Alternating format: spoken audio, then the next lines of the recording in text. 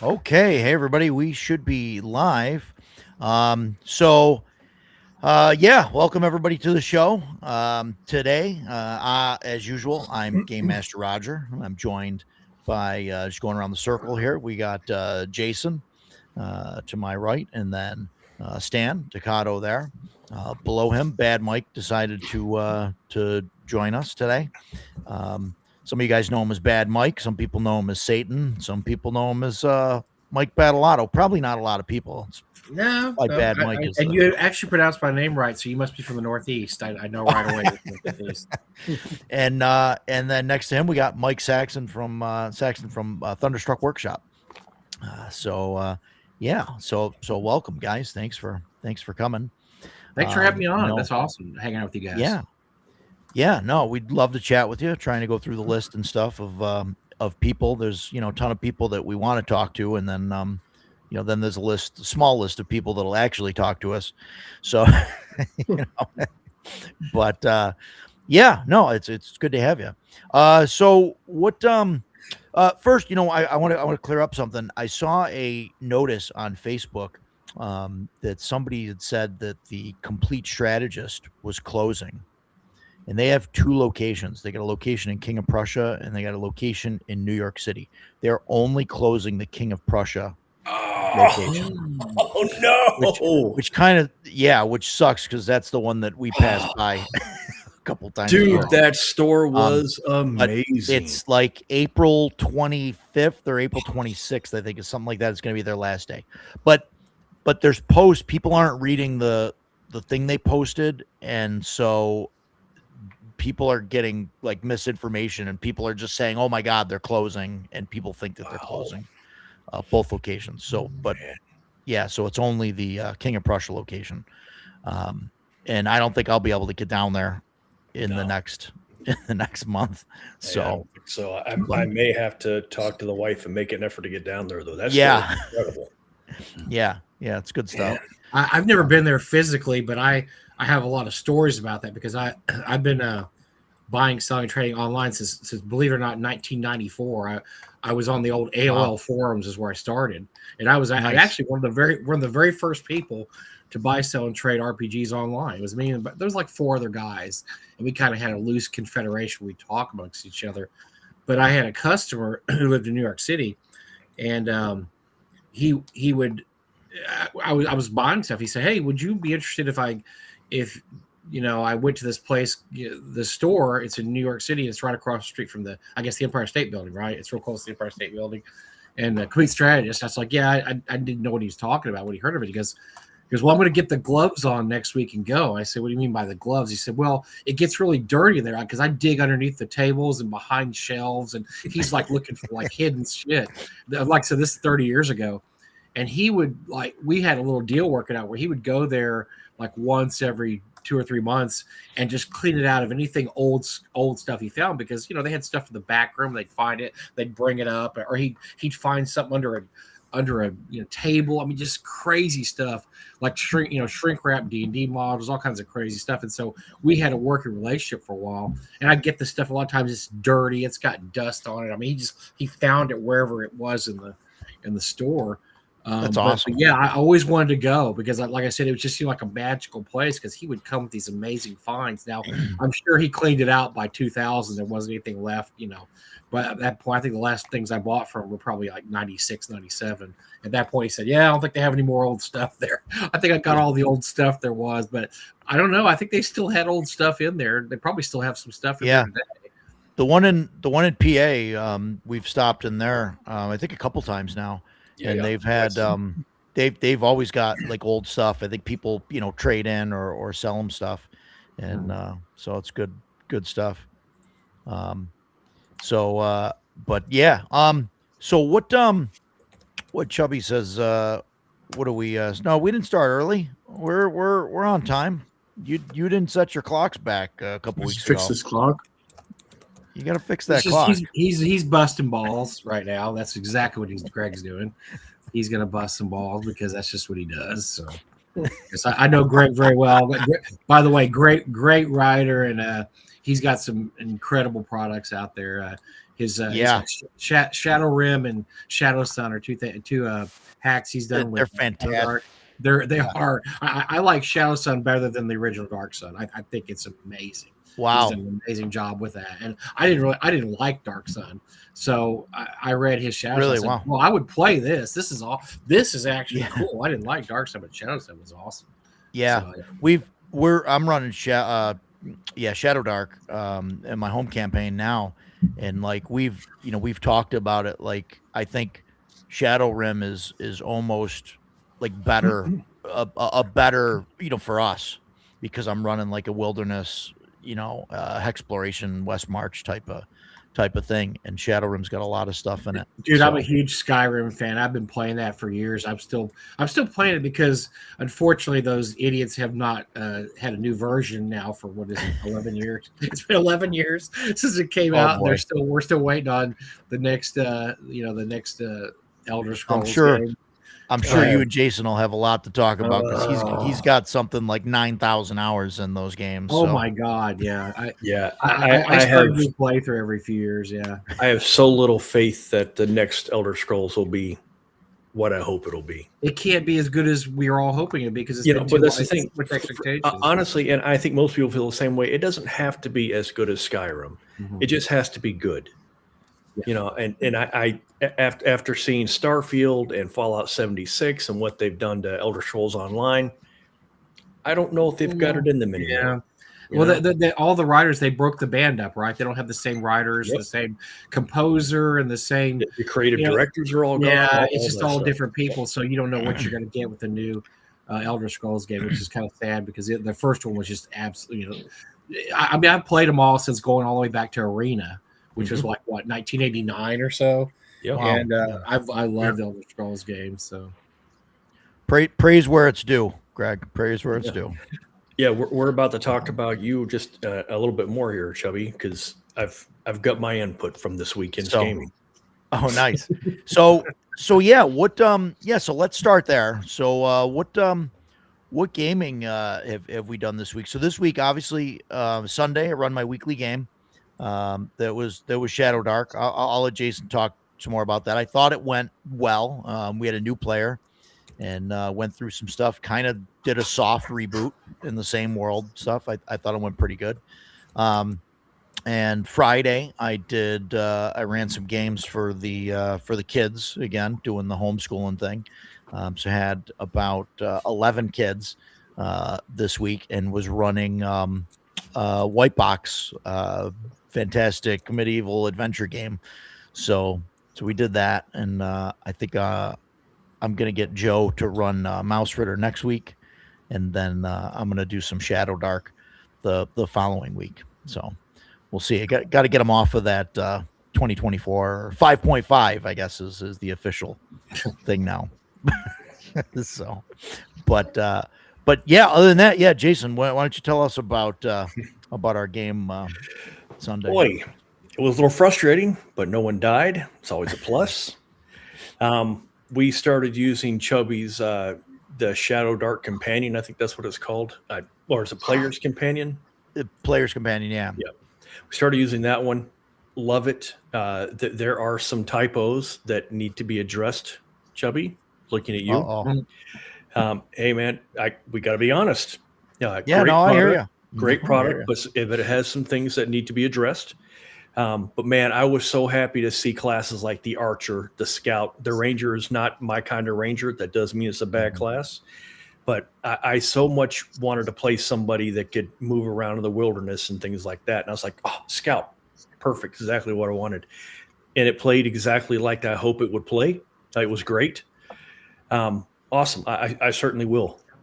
And we just had a great time. Like I said, it was a little bit frustrating. We tried to go into a castle and it didn't really work out. We did a lot of dumb stuff, which is right on point for this group. And boy, did we almost pay for it. No, we did pay for it. We ended up running all the way back to town, 30 miles. At one point, some orcs had a wolf, and I was like, okay, they're going to track us with this wolf. We cannot stop. We must press on through the night. Roger says, okay, no problem. Everybody's like, okay, yeah, good call. All right, everybody roll an endurance check. And I rolled my 9th 5 for the night. And so I was like, I Mm. can't go on. So the guy that's pushing everybody to go can't handle it. But fortunately, the orcs also failed their endurance save, so they just left us alone, and we ran back to town.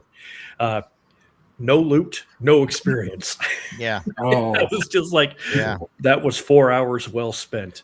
But then we got back to town and we did our carousing only because like we pulled up the remainder of our starting money and we went out carousing. So that was that. But I had a great time, and honestly, it's because we used Chubby's Companion. I mean, I really mean that. Shadow Dark is great, but it's got the 4 basic classes, and if you're happy with that, great. But I really want to play something besides the basic classes. I want to play my Ranger, and getting to play my Ranger last night or Sunday night made me so happy. So thank you, Greg. Wonderful. And I will send in Yeah. my corrections for you. Yeah. Cool. Yeah. No, that was definitely a good time. Stan, what do you got? You had an elaborate setup there Yeah, that we saw yeah. in So pictures. Yeah.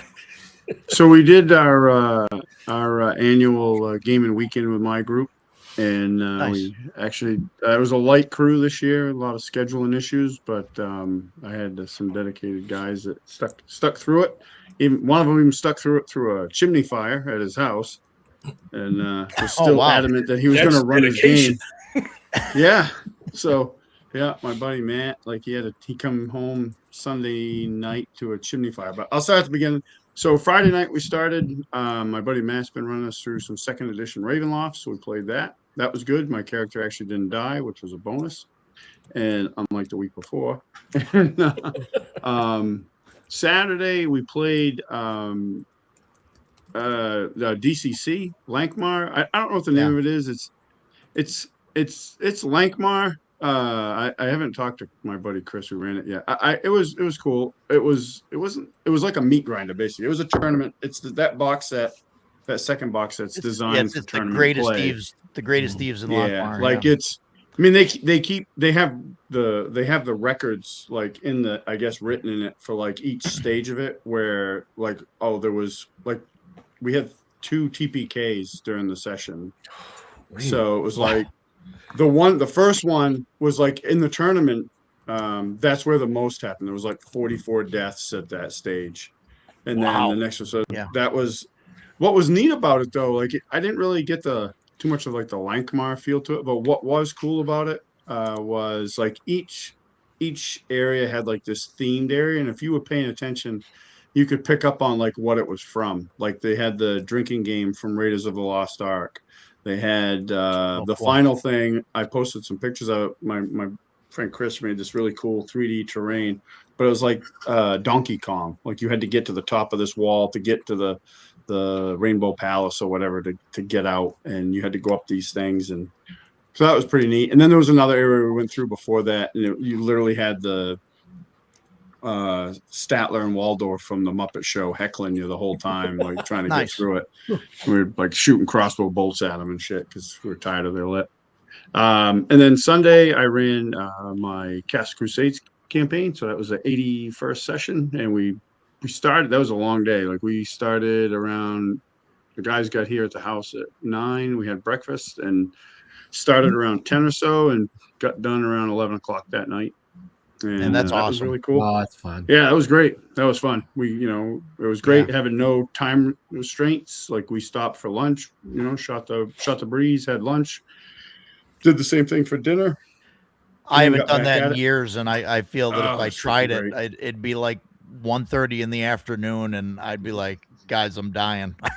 I get that as a player. I get that as a player. I never get that as a game master. Just I'm so busy that it keeps me going. And then Monday we finished up. My buddy Matt, regardless of his chimney fire at his house, he was adamant that he was running his game. So he came here and he ran us through a session of Call of Cthulhu Dark Ages, which I have, but I've never played Nice. before.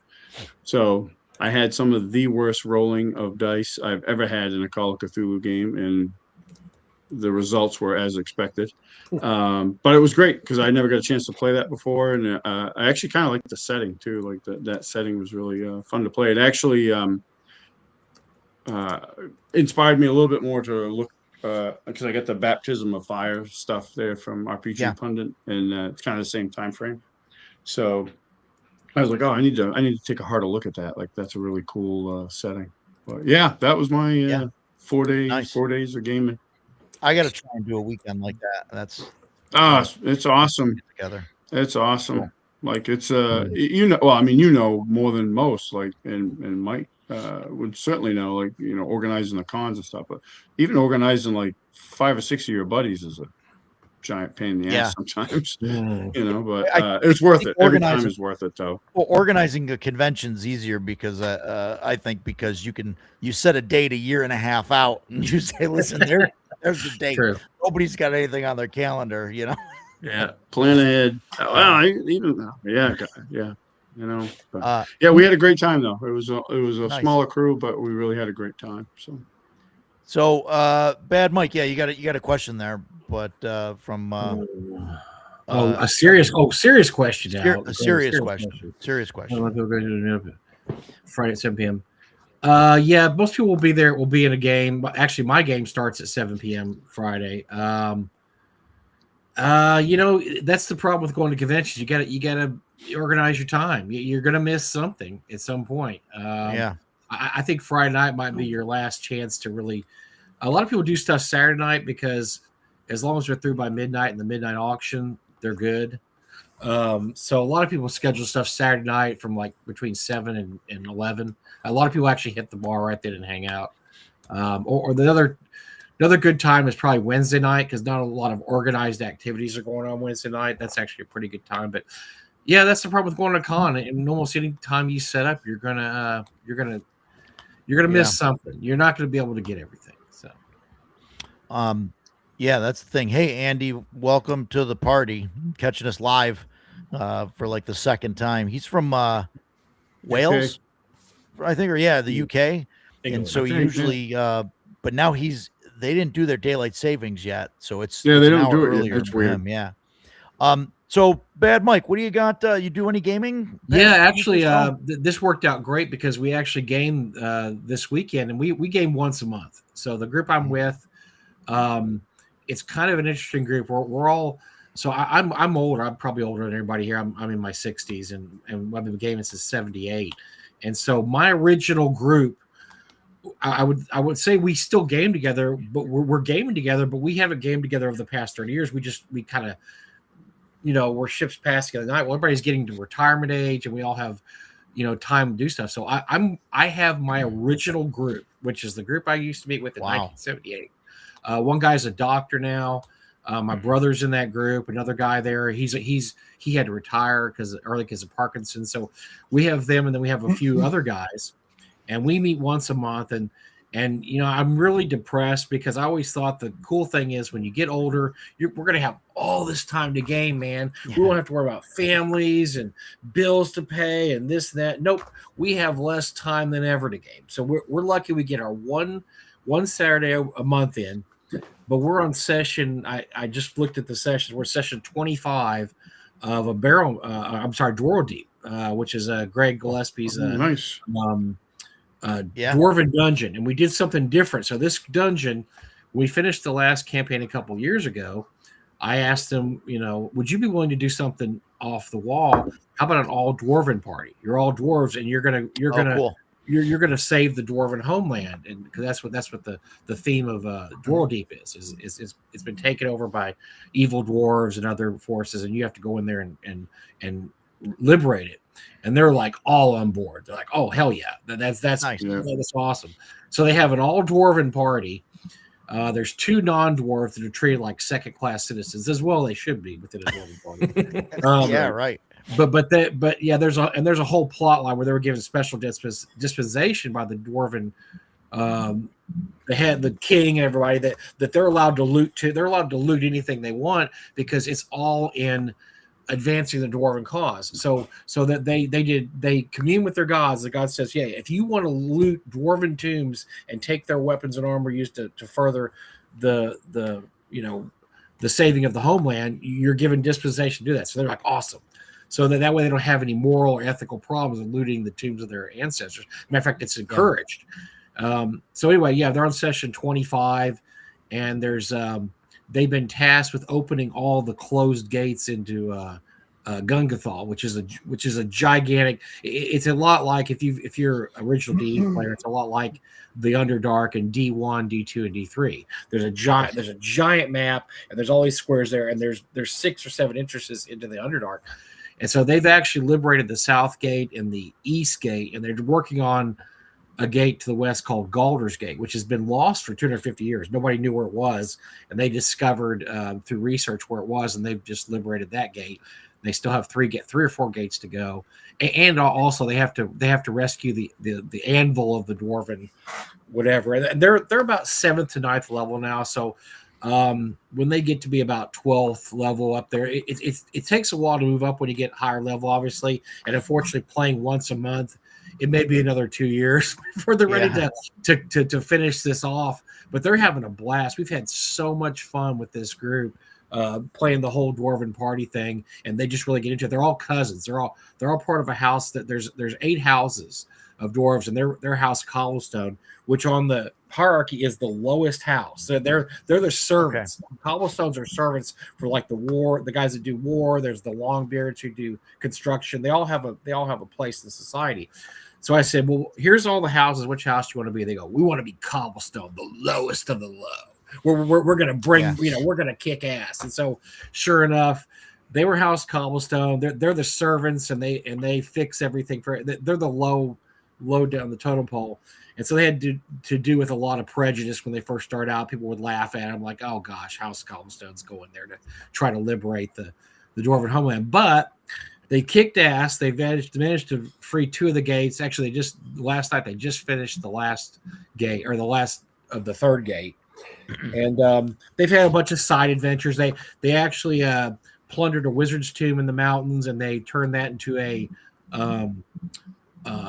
headquarters. And they have this elaborate. I mean, they give me plans like, okay, here's what we want to do. We're going to build a moat. We're going to put ballistas on top. We're going to dig underneath. We want a brew center in there. We got to brew our own beer, man. And so they have this whole side thing set up. So whenever they're through with the being underground for 2 or 3 weeks or months, they go back to their the tower. They get supplies. They get they do all the things they need to do, and then they head back to the Underdark. And they have they hire human mages to be their mages, because the dwarves don't use magic. Darrow, which are evil little creatures that cast spells. Those used to be dwarves. Yeah, there used to be dwarves that were mages, and so because of that, there's extreme cultural hatred of anything to do with magic. Sure. So they don't practice magic, but they can hire mages. So they've hired. So one of the main things is their hirelings are all these mages. And they hired these 2 women when they were 1st level, and they're 5th level now, and they're like their little sisters at this point. But they're 5th level mages now, so they can throw fireball and stuff like that. So that's their mages. But they have every other class. There's a dwarven paladin, there's a ranger, there's a thief, there's a few fighters, a few clerics.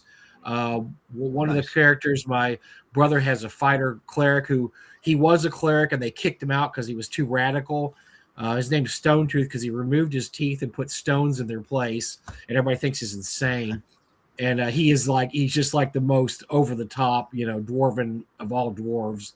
And but yeah, so they're having a blast with it. This is like I said, session 25. So I think we started adventuring in January of 2 years ago. So we've adventured for 2 years and 3 months. We've only missed 2 sessions, like 2 or 3 sessions, or 2 or 3 months. We managed to get them in somehow. And the months we don't have a session, we managed to do 2 sessions in another month. But like I said, I just think I was lied to. I was told there'd be all this free time when I got older, and we'd be able to game all the time. And I'm really jealous of friends of mine. They're like, oh yeah, we game I game 3 times a week. I'm like, how? How on earth? I mean, when do you have the time? Because between grandkids and kids and travel and conventions, we're lucky to get that once a month in. But we're having a ball, and I highly recommend Greg Gillespie's Dungeons. We finished Highfell. Yeah. We finished up a Highfell campaign. We didn't finish everything, and that lasted about 2.5 years. And this has been about 2.5 years now. And so we still probably have another 2 years, 2 years at least to finish it up. But his campaign books are just packed with adventure. I mean, you could take any one of them, Barrel Maze, Arcadia, Highfell, or Dwaro Deep, and you can have a campaign that probably should last you a few years. Even if you're playing once a week, it's going to last a few years. And so I can't Yeah. praise this stuff highly enough. It's really well written stuff. That's cool stuff. What system are you using? So that's interesting too. So I told them they could pick. I said, look, we played about everything, and so here's the systems I'm willing to. We can do 1E, we can do 2E, we can do BX, we can do Swords and Wizardry, and they talked about they chose 2E, and the reason is because Okay. they all had the books, and my group really liked to. When back in the day we played 2E, we I hate to say it, but we like 2E better than 1E. Because boy. in our We're minds, done. All right, it corrects a lot of problems. you are officially outnumbered on this stream, Roger. Yeah. I know, That's right. I know, and we have problem with old school people, but to us, it's just house ruled 1E is all 2E is. Yeah. And because you have the specialty priests, which they love having the specialty priests, and they're just different. We don't bring in everything, but we bring in a lot of the 2E isms, like NPC or what do you call it? Not weapon proficiencies. They make use of those. They make use of the specialty priests. I mean, there's things like that. And so they said 2E, and that's one of the versions of the rules that we could have played anything really, because I mean these guys, like anything before 2000 we could have done, or Retro Club. Like I said, one of the choice I gave was Swords and Wizardry, which I like Swords and Wizardry quite a bit. But yeah, so we do a 2E campaign, and it's worked out great. It's been a blast, and we hardly. The great thing about using 1E or 2E is that you don't have to look at the rule books a lot if you played a lot. A lot of it's just still up here in your head.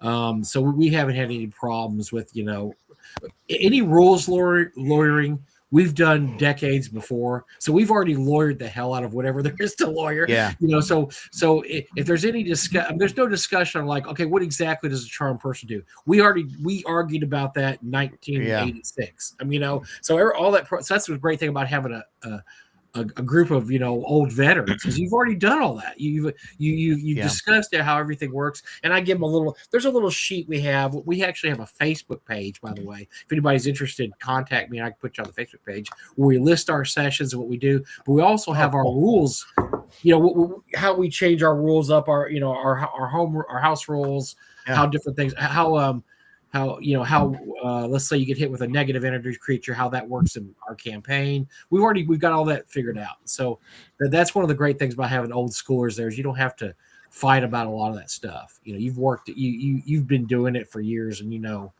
exactly what you want and how you want to do things. So it's funny that you because when I finish my CNC campaign, whenever that happens, running Dwaro Deep with an all dwarf party is like on the list of possible next campaigns, because it's a blast, awesome. man. I've always wanted to run an all fill in the blank party. Like I had ideas for an all elven campaign, an all halfling campaign. It just so happened this with Greg coming out with Dwaro Deep, this worked out perfectly for an all dwarven campaign. And it's been really fun because there are limitations, but there's also there's things that the creator, because very famously Gary was I hate to say it, he was anti-demi-human because he had level limits.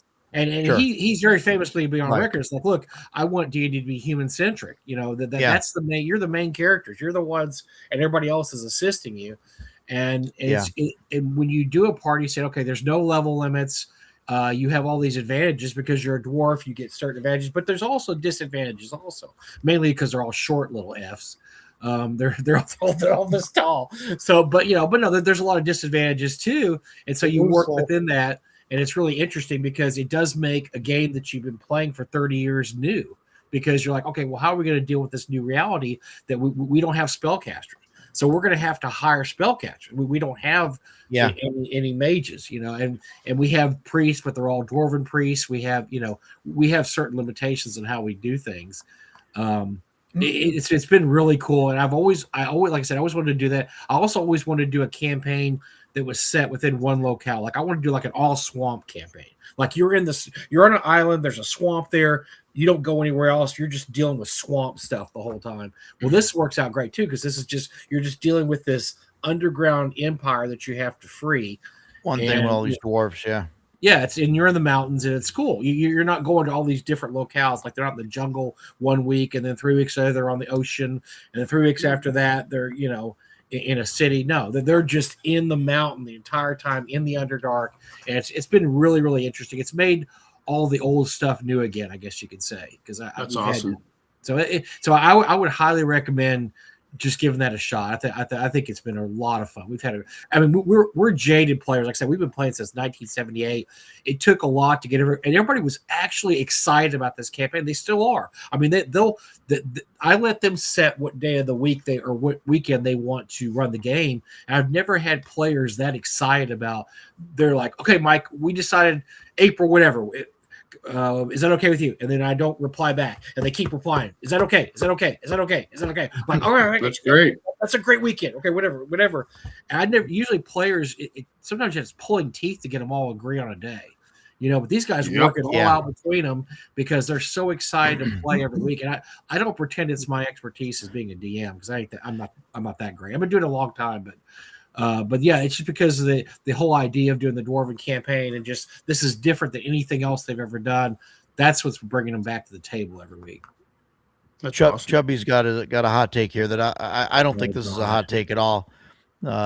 People massively underutilize the ability to hire low-level henchmen to do stuff for them, hire first-level mercenaries. That's something they had. I think that's. I think that's awesome. Yeah, they just worked out really good. They've actually they've had 3 deaths of the actual Dwarven party, which they've all got raised. The Dwarven clerics will not raise non-dwarves. You're not the same religion. Sorry, and so they've had 3 deaths. They actually had 1 death last session. A pit fiend bit a guy, and he failed to save it though versus poison and died. But they've had a lot of hirelings die. They have a wall of honor where they've had quite a few 2nd, 3rd, and 4th level hirelings bite it when they're fighting, really powerful creatures. And so, yeah, they've it works out great because, the more hirelings you have, the better chance that eeny, meeny, miny, mo, and I roll the dice. Oh, it was Fixo the hireling that gets the dragon breath. So, that's the guy that gets killed. Like they had a death a few sessions ago. They were fighting a beholder, and he was going to fire disintegrate ray. And okay, 1 through 10. Oh, it's a henchman. Oh, he disintegrated his head. And they're like, whew, thank goodness we had all these henchmen with us to use up all the eyes that are zapping everywhere. So that is absolutely an underutilized mechanism in early D&D is the hireling and the henchman. So yeah, Edgelord said all forest Dolman wood. Yeah, I don't know. I've looked at the map. There's definitely a lot of woods in there because it's fairy tale based. So there's a lot of woods in it's all woods. Forest. It's all woods. Yeah, it's right. It's a forest campaign. I mean, I have Dolmenwood sitting on the shelf over here looking at me, and man, I hadn't even cracked the books yet, and that may be one of those aspirational books that I never get to. That I just look at and it looks pretty, but yeah, I backed the edition set and it's still sitting in shrink. Yeah. Right there. So there it is. So Mike, how about you? What have you been doing? You do some gaming this weekend or no? Well, no. Okay, so I'm gonna keep this fairly short. This week there was no game because I had to drive my daughter back to college. Yeah. There you go. Stuff that takes up your time when you're trying to game when you're older. Exactly. Well, yes. So I actually have the time to game more. I'm retired. I do my 3D print business from home. I do 2 conventions a year. I'm busy. I'm constantly printing. When we were driving back from dropping my daughter off at school, my wife called her aunt because it was her birthday, and they're talking, and she had asked how things were going, how the business was going, and she's like, "Oh, Mike's doing good. He he gets up, he prints, he paints, he goes to bed." And I'm like, yeah, you just summed up my freaking life. It's pretty boring these days. Yeah. I mean, today I spent all day painting today because March started off absolutely horrible. As of 3 days ago, my total sales for the month had been like $50. I'm like, what is happening here? And I managed to pick up north of $1,500 in orders in a few days. And now I'm scrambling because I am just, going like crazy. But Yeah, I'm always putting up the good fight for Dark Sun. There you go. Yeah, cool. So, as it's funny because you talk about gaming. I've got you guys have heard a little bit of my plight. I had a big group, and we used to play second edition, and I had like basically two groups at the table. One group didn't get along with the other group, and they kind of bickered a little bit, and it kind of came to a head that we finally decided to split off. Well, the old time guys I've been playing with since the '80s actually went off and started running 2E, and a different, they decided to run their own game. And I stuck with the other guys, which were all newer to my group that wanted to try different games. So we started doing that. And I thought that was the path we were going to go. And you guys have seen all these different games that I've been buying. Yeah. And I can't get anybody else to want to run anything. And they seem to bicker about the rules no matter what game we play. There's always something they want to bicker about.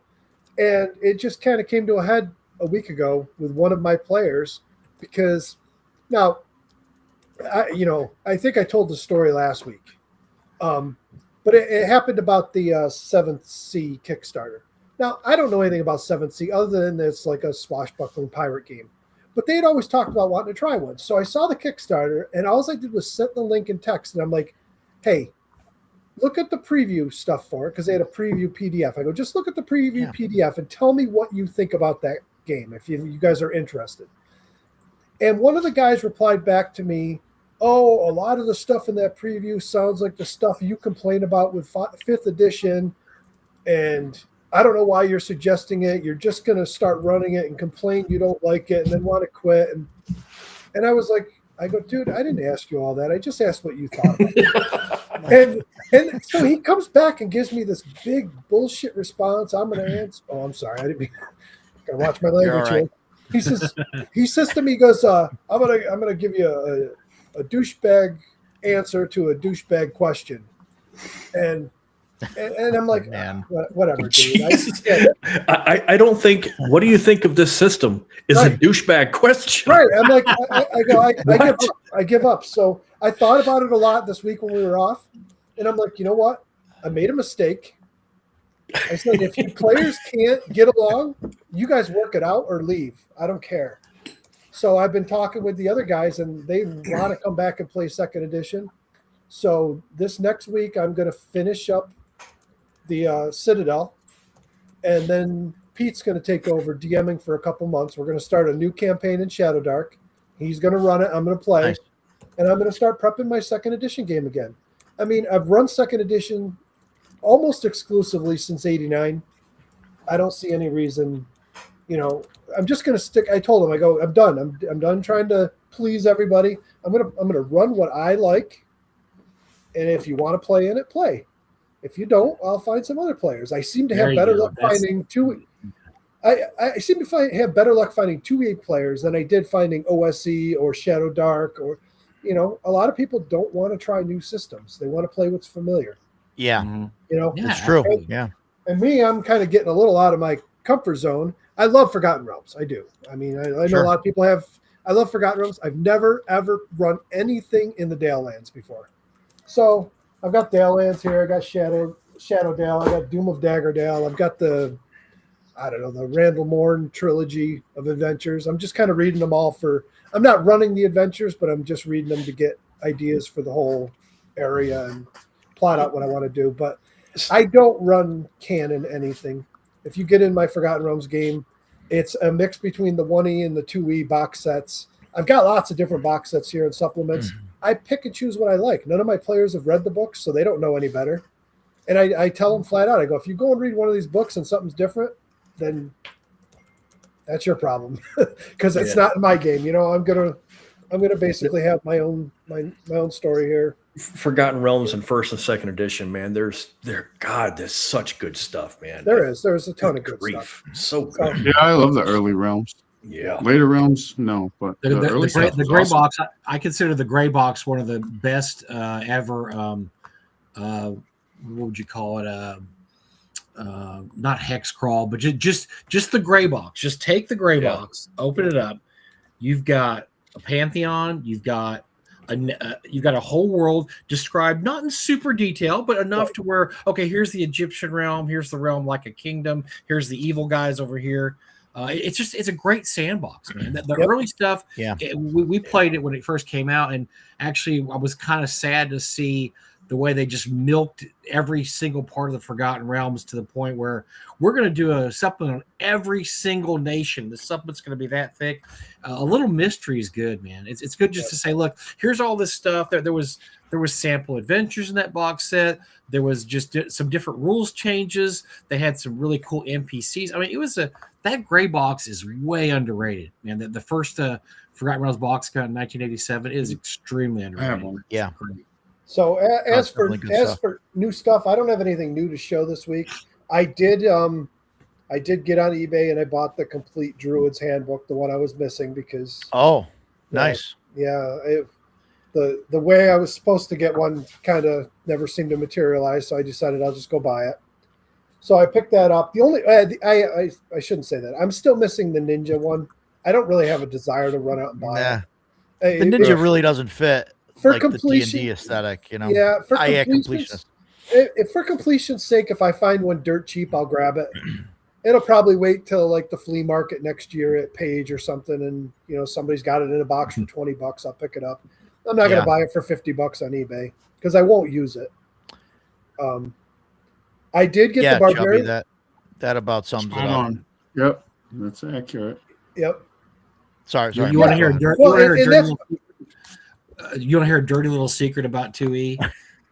So we cornered Steve Winter once, who with along with Zeb Cook, they wrote the rules. I think John Pickett's helped too. 2E, and hate to say it, but most of those character books, complete book of Druids, complete book of whatever, they were not play tested. They were written because they had a contract. Like, look, we want to do a book about Rangers. Who wants to do the Ranger book? You. And they would have to think of like 15 Ranger classes, and this is, and but that Ranger book's pretty good. Well, I mean, some of the books, very famously, the Spell Dancer or whatever. There's a few classes that are Blade so Singer. off the beam. The Blade Singer from the Elven book. Yeah, the Blade Singer. They were never play tested, and so you gotta kind of go over it yourself and say, okay, I'm going to allow these two, but these three, no, they're not making the campaign. I learned my lesson after our last 2E campaign because we played on the Sea of Fallen Stars. We were playing a seafaring campaign. But I told him there's going to be plenty of dungeon delving too. And doesn't one of my players decide he's going to make a Sylvan Elf out of the Elves book because the Sylvan Elves get a +1 to strength.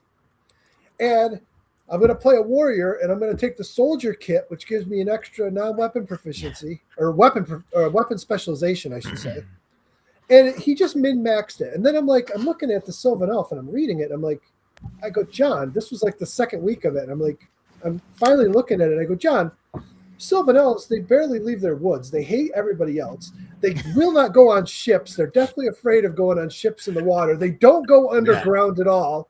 I'm like, how does this guy? And he's like laughing about it. Oh, well, we'll make exceptions. I'm like, yeah. So I told him, I go, never again. I go, from this point forward, I will go through the books. I will decide what I want to allow in my campaign. We're going to make up our house rules, a little document, and say, hey, if you want to use these kits, they're available, but you're not going to use this, this, or this. Actually, I won't even say what you can't use. I would just list the ones you can. But I found some of them, like, I don't know if you've ever looked at the Complete Bard's Handbook, but that book I actually like because the Bard itself, as a class in 2E, gets 4 abilities. The Bard kits in there aren't actually kits. Each one is a separate Bard class, and each one replaces all 4 of those abilities with 4 other abilities. So take away those abilities you get it adds like 10 Bard classes to it. Now, I'm not saying they're all good, but one of my players played one of them. We had a great time with them. There was nothing broken about it because they weren't giving them extras. They took away a bunch of stuff and then gave them new abilities in its place. I just picked up the Barbarian one at Page, and I just read through it the other day. And right at the beginning, before you even get to kits, there's a Barbarian class, a Barbarian fighter, and a Barbarian shaman. And I think they're both feasible classes. There's nothing really broken about them. So I think there's some good in those books, but you have to go through them and weed it out. You cannot just hand them all to the players and be like, hey, use what you want. I mean, you could, but you're going to end up with some really Monty Hall campaign. So Players Yeah, have the yeah. ability to search out the most Yeah. overpowered min-max class. It's like a power, and they're like, boop, it's that one right there. And then the next session, everybody wants to play that. And you start figuring it out, like, oh, something's up. Okay, what's going on? Yeah, okay, no, that's a Yep. no. Yeah, Yeah. and I mean, I've like I said, I've been running second edition since it came out. I started in '86, and about '88 or so, my friends got me into first edition. We played it for a couple of years.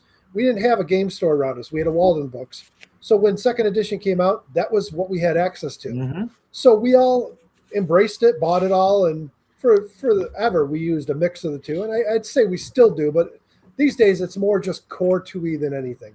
I mean, we have played plenty of games, campaigns where it's like, you got the player's handbook. That's it. Mhm. That's all we're Yeah. using, and that's all you need. But yeah, it is by far my favorite system. Yeah, Gods of the Forbidden North, I heard is really awesome. They were in the auction last year at CNY, and I was bidding on them, but I got outbid by Eric Tenkar. Have you heard of him, Bad Mike? Disreputable villain is what he is. Yes. Have Yeah, you have you seen the slipcase for it, Roger? The third one just released. No. so it's Yeah, slipcase. oh I my- haven't. It's I'm like gonna have to. It's got to be. it's- It's got to be wider it's than it is tall. massive. Yeah. I saw it on somebody God. had it on Facebook. They showed a video of it and Oh man. literally would probably stop a bullet or two. That thing I- is massive. I back. I Pretty did not. impressive. I did not back it. I waited. They keep And- putting the PDFs on sale every once in a while. Yeah. And they'll put them pretty cheap. So I've got the first and second volumes on PDF. Third just released finally, and now the That's- slipcase are out. Maybe I don't know. I might buy it, but That's my plan, is to buy the PDFs like when they do all, if they do like all of them on sale or something, or the pack, all three of them together. Yeah. I think I can get them cheap. So we'll see. So yeah. So But before we leave Yeah, go ahead. the Forgotten Realms again, real quick. Sorry. yeah, go ahead. No, you're good. Are you guys familiar with this? the whole Rums catalog.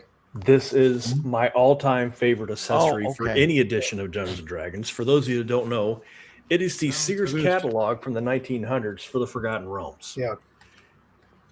After I got my divorce and I had to get rid of all my D&D stuff to pay the bills, when I finally started collecting again, when I started building my stuff back up, this is the first thing that I picked up. And when I found it, I was almost in tears. I was so excited to have this thing in my hands again.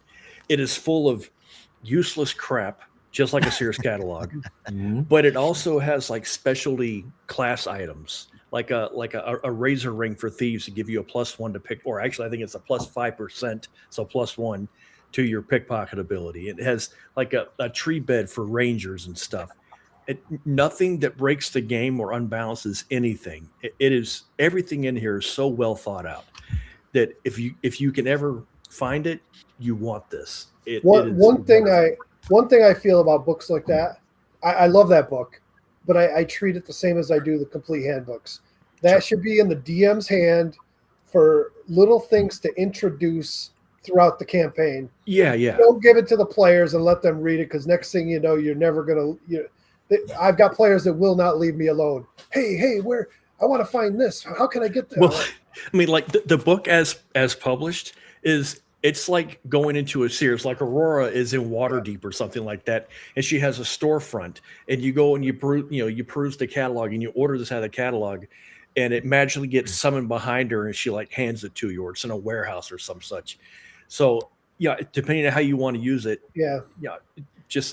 Can you hold that? Can you hold that up again? Absolutely. I'm gonna flip your mirror here and make you big so that everybody can see the. There you go. Yeah. Forgotten Realms, Aurora's whole Realms catalog. So there's another one very similar to that. Yeah. That's the Mystara one. I love this thing. Okay, that's my big second edition thing. I'm cool now. As soon as we started talking about it, I was like, I need to show them this. It's like I haven't been able to get out of my head. It's awesome. I never even heard of it. I have the PDF. I'll send it to you. But like I said, the important thing about it is that everything is balanced. There is nothing in here that is going to break your game. It's just little enhancements to make it more fun. I just love the thing.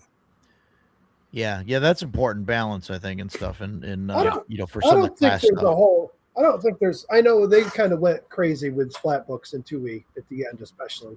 But I really don't think little bit. there's too much in there that any individual thing could break your game. I Agreed. mean, there might be some things that are a little overpowered and you might want to watch, but there's nothing really game breaking. Where you take new editions of stuff and man, you could really break your game with some of the. Absolutely. Yeah. Yeah. Yeah. So, yeah. So what's So I think that's it, right? Gaming is. Anybody get anything else in the past week or so? I think they bring anything in they want to show off. I don't think I didn't get anything in the past No, week I or haven't so. got anything this week. Which I is got crazy. rain, but that was it. Yeah. I got a couple of books I ordered. Yeah. Nice. Yeah. Nice. We're all living like the poors this week. Well, yeah. Got Yeah. nothing to do the show. Man, Yeah. I put in a sizable order for some stuff, and I had to contact Stephanie, my wife. I was like, hey, because this happens every Sunday. I get to Roger's house, and he and Ken and I start talking about this or that system and whatever. And we keep going back to Kevin Crawford stuff. And every time we don't just focus on like, oh yeah, Ashes Without Numbers is great. They're like, so we've done Ashes Without Numbers. Why don't we do Worlds Without Numbers? Why don't we do Stars Without Yeah. Numbers? And I'm like, I'll get this book too, I guess. So that's it. Yeah. I ordered a bunch of stuff from Pundit and RPG Pundit and a bunch of stuff from Kevin Crawford. And I was like, babe, do you mind? And she's like, no, go ahead. So Ducato, are you still looking for a player's handbook? Yeah. Okay. I've been Yeah. going through Yeah, eBay if you quite a guys bit find looking it. at stuff lately. So if I see a good deal, I'll either pass Yeah, it let on me- to you, or if it's like something that's going to end, I'll grab it and Yeah, thank you. one way or another. I've been watching. Yeah, cool. So today we're going to talk about a couple things. I think we'll see. an We'll see hour if we in. get to 'em, right? Here we go. No, this is good. This is fine. This is a lot like So- our D&D sessions. It takes us an hour just to BS, and then we're like, okay, I got to roll some Yeah. dice here. Let's Yeah. get going. Yeah. We running Shadow Dark has like changed all that. Like in the beginning, it's a little slow sometimes, but as soon as the game starts and they light a torch and there's a sand timer on the table running, the group is like they hush each other because that torch timer's running and they just don't want to hang around and chit chat. They're like, no, we just do the thing. Go. We gotta go. I like So- that a lot. Yeah, it's kind of solved that.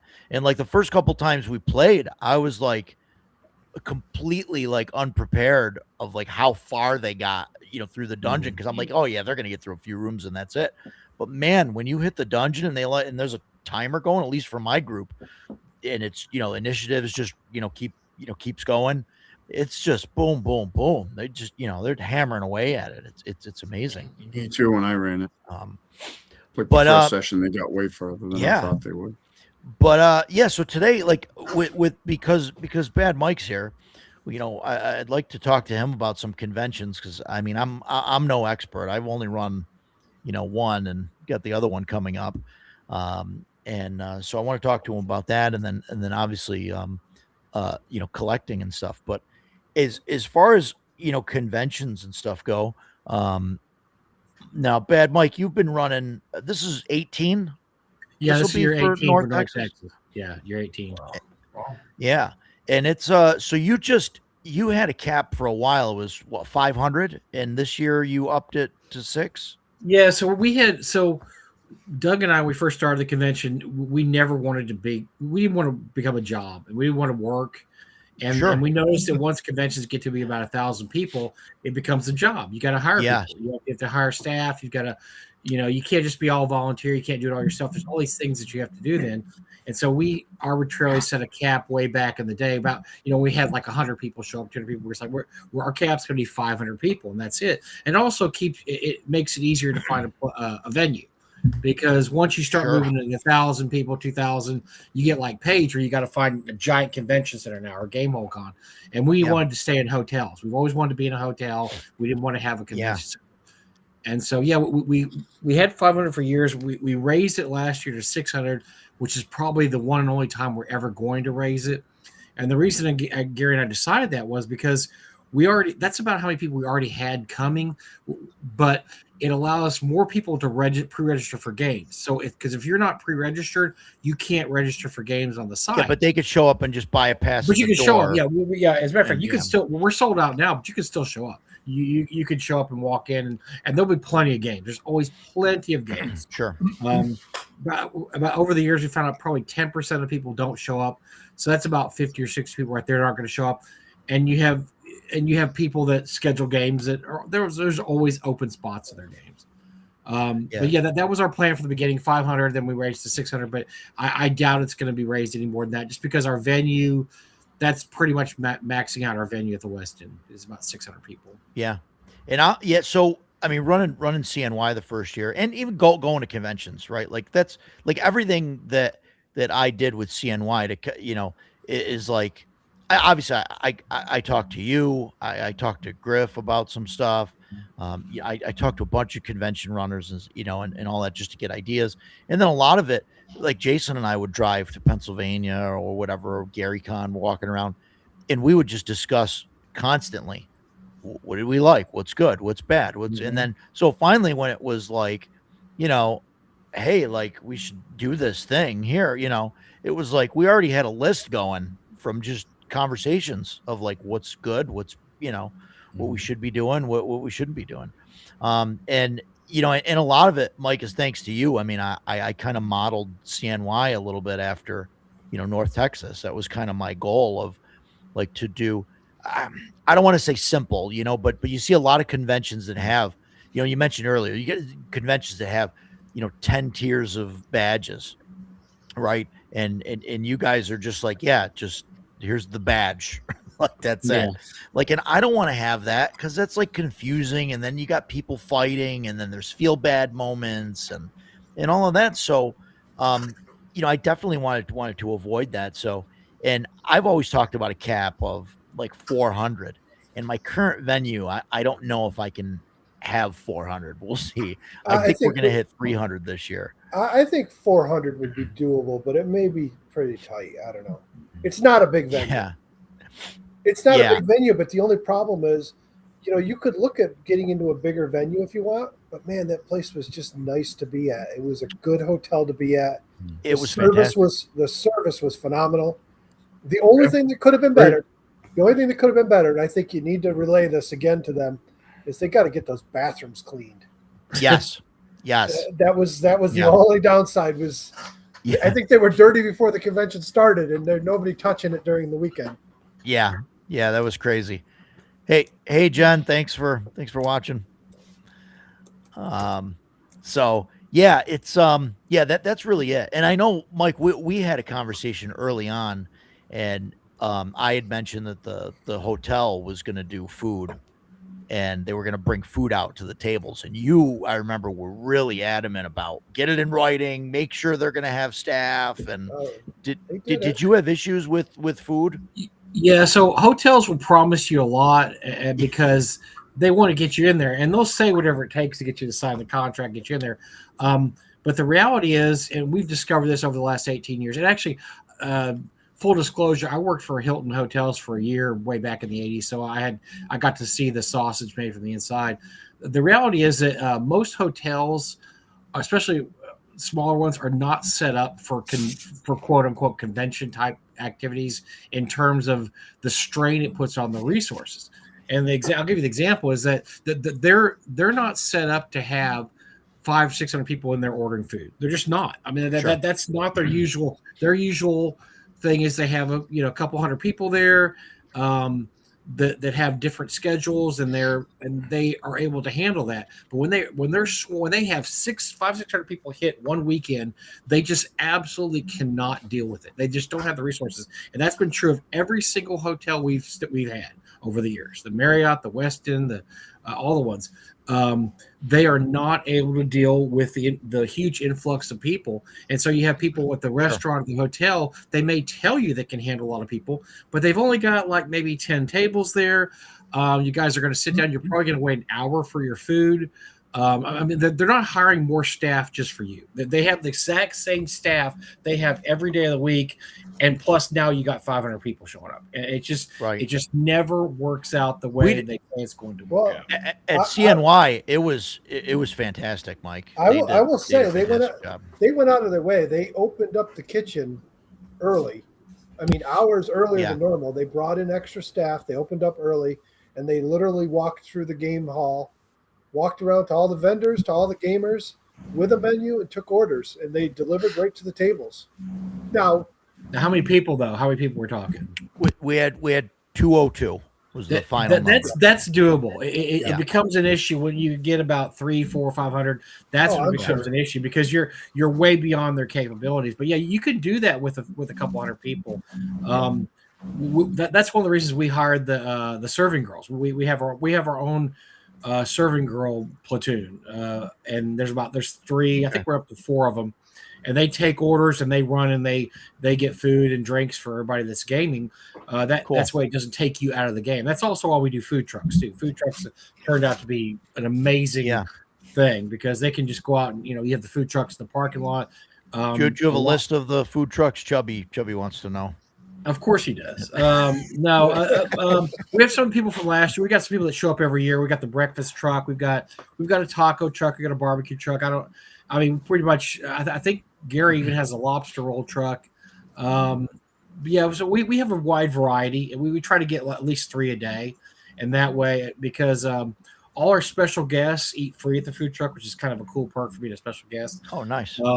But it's just that way the restaurant is not swamped because over the years probably the main complaint we've had at North Texas has been the restaurant not serving people or serving the wrong food or serving cold food or just not getting stuff out in time because it's just absolutely swamped with the amount of people that we have coming in. And the thing is with games, you're not necessarily staggered in times. You have a morning session that's over about noon. You have a noon session that's over about 5, and then your other session's over about 8 or 9. And so these times they get hit. They get hit at these X amount of times. You don't have games ending every hour, and because of that, they're okay in the off hours. If you go in there and you want something to eat at 10 a.m. or 3 p.m., you're fine. It's when you're coming in the main hours when all the games let out that it just becomes a mess. And a lot of people who go to conventions don't have their own cars. They don't want to hire an Uber to go anywhere. And so they're just stuck there and they end up going to the restaurant and it becomes a disaster. And we've had a lot of complaints for that over the years. And like I said, not just the West End. It's been every single hotel we've ever had. We've had complaints about, man, we just can't get our food. It's taking an hour. It's 1 year we were 1 year only. We were at a Holiday Inn, and that was an absolute effing disaster because they just were not ready for an amount of people. And I think that year we only had like 200, 250, but they were not ready for that amount of people. And people were literally waiting an hour to get coffee, just to get coffee. They were waiting an hour. I mean, it was that bad. I think they doubled down on people, at times. I mean, I went over the schedule with them and everything, and and I mean, they were really, they're really good. They have to be on board too. But one of the other things we found is that a lot of there's usually a day manager and night manager, which is something we found out that we didn't know when we first started doing this, and they don't always communicate. So, for instance, the first place we stayed at was a Marriott. And we told people look, the bar needs to stay open late because these are gamers. They like to drink. They will spend a lot of money in the bar. And so we got assurances from the day manager that the bar would be open till 1 o'clock. No problem. This is the Marriott place before. And when we get there, no, we're closing at 11. Like, well, no, I'm the night manager. You didn't talk to me. You talked to the day manager. And they said this, and we're going to. And of course, Doug got mad and had to call and make calls instead. So then after that, they were open till 1. But usually, when they see how much booze they're selling to drunken degenerate gamers, they're all excited. But a lot of times they don't. They don't make allowances for that because they don't communicate with each other. And so you have to be really careful when you go into your pre-con meetings with these hotels that everybody's on board and they all know that this happens and this happens. And like we were talking about earlier, Roger, they will tell you a lot of things. Oh, no. Our Yeah, serving people will be absolutely, they're going to have no problem dealing with you. And one person doesn't show up to work that day. Or, a cook calls in Yeah. sick or something. And in that case, it's all out the door. That they have no assurances about anything. And they've already got you there. You're there. What are you going to do? There's nothing you can do now. You're there. And they're like, oh, sorry, we're food's just going to get out really, really late. And you're going to end up waiting an hour and a half for your food. We had communications is very important. How many Communication- rooms? How many rooms do you guys end up selling in North Texas? Oh dear, Gary would be the person to ask for this. I don't know, but Is it a lot? we sell out the hotel at this point. We Yeah, pretty see- much fill the See, hotel. my thought of that is when you go into those meetings, they should be well aware and just like, listen, man, we're booking out this whole hotel here. Yeah. we're running a Yeah, let's convention, we're let's say booking it all that out. you know. Let's say that you work for the hotel, Mike, and you know that if the hotel's full, you are not going to be able to deal with everybody there. You're not going to tell the client that. You're not going to say, "Well, you can all show up, but I'm going to tell you right now, you might have to wait an hour for your food. That's just the way it is." You're not going to tell the people that. You're going to say, "Oh no, we can deal with it. We're fine. We have it handled, whatever." And you're going to say whatever it takes to get you to sign the contract.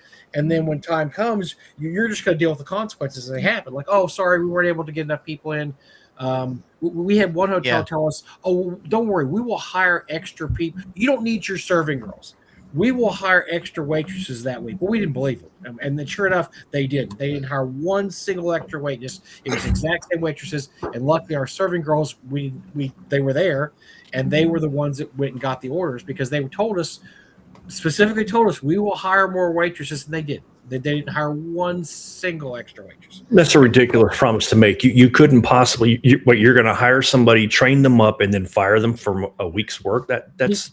But That's people not- hear what they want to believe. If you're running a convention and you're worried about, I don't know if everybody's going to get food. If they tell you that, you're going to, okay, I'm good with it. Okay, cool. You guys are going to get extra people coming in. Oh, we'll get people to come in extra shifts that aren't on the shifts. And the thing is, they ask around, and everybody's like, I don't want to come in for an extra shift. And so you end up the day of the So con, nobody you're like, shows up. where are all the extra people? Oh, they didn't show up, or they're not going to be here. Sorry, you just have to deal with this. And like I said, you're there. You're there. What are you going to do? Say, well, convention's called off. We leave. No, you're just going to have to deal with the fact that not everybody's going to be covered. People are going to complain. People are going to be upset because things are late. And that's why we do a lot of it. Roger, I've told you this, but we do it. That's why we handle as much as we can. That's why we hire and pay for and train our own serving girls. They're promotional people. We hired them off promotional sites, and we have the same girls because we had them years and years and years. But when we first started, we went to these promotional sites and we hired these girls that's what they do. They do promotions. And they're our face of the con, so to speak, in terms of they will take your order, they'll grab you drinks, they'll do things for you, they'll give you direct if you need to know where something is. They know all that stuff now, and that way we don't have to rely on the hotel to fill in the spaces there. That's all under our control now. That's all our control. If somebody needs something from the food truck, the girls can go get it from the food truck, and we don't have to worry about staff. Hey, can you make sure this guy? No. Our girl goes and does it. If we have to order something, we don't worry about them doing it. It just makes it so much less trouble if that's under your control and not the hotel's control. Thank you, Death Angel. Appreciate you. Can't wait to see you at the con. I just want to cover something that Chubby said. He said one of my goals in life is to be a special guest. Listen. I'll put you on the special guest list for CNY. Maybe next year. Yeah. I'll get. Dude, we can get you come up to New York in June. Fly up. We'll have somebody pick you up from the airport. I'll cover your hotel. I'll cover your badge, and then you can lurk around as much as you want and study what's going on. You just got to run at least 2 games. How's that? Yeah, great. We'll do the same thing in North Texas. We like to. There's a lot of people, unless you're an old school guy, we usually don't right off the bat make you a special guest. But if you show up a couple times and you're a great guest and people love your games and people get to know who you are, we usually come around and making you a special guest. So we'll figure out a way to get you here, Greg, in North Texas. Yeah, if you'll sign my shadow rim, I'll pick you up from the airport. Yeah, there you go. There you go, Greg. For the cost of a couple signatures, you can get a free ride from the airport. There you go. There and back. I got you covered.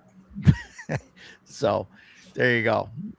Calvin, make sure you get to the hotel before you sign it, or he might ditch you on the roadside. Yeah. Sorry, man, you're slowing me down. No, that's cool. Yeah. Yeah, like I said, the hotel was great. The hotel we had like a binder set up that they had that they left that the event coordinator would leave for the hotel manager and the bar manager.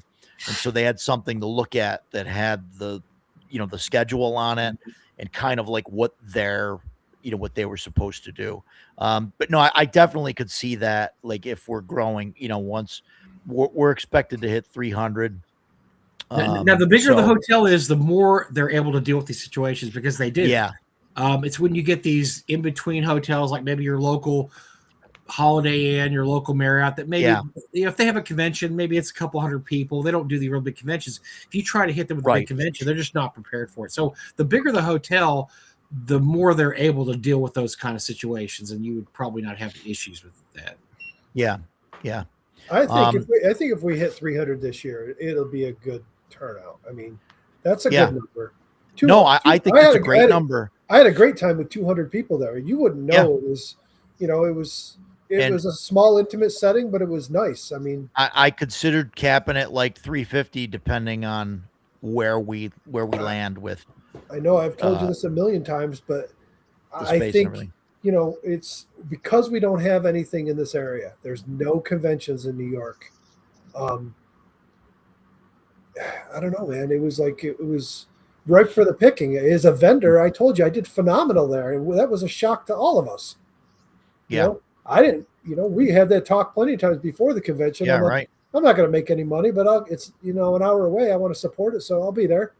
Yeah, and it another was- part of that is there are conventions in the area, but like we went to FlagCon, the one Yeah. down in Ithaca, Yeah. and all three of us when we walked in, we were like, ugh. So And listen, it wasn't, and it wasn't that Yeah. it was a bad con. That's not what I'm saying.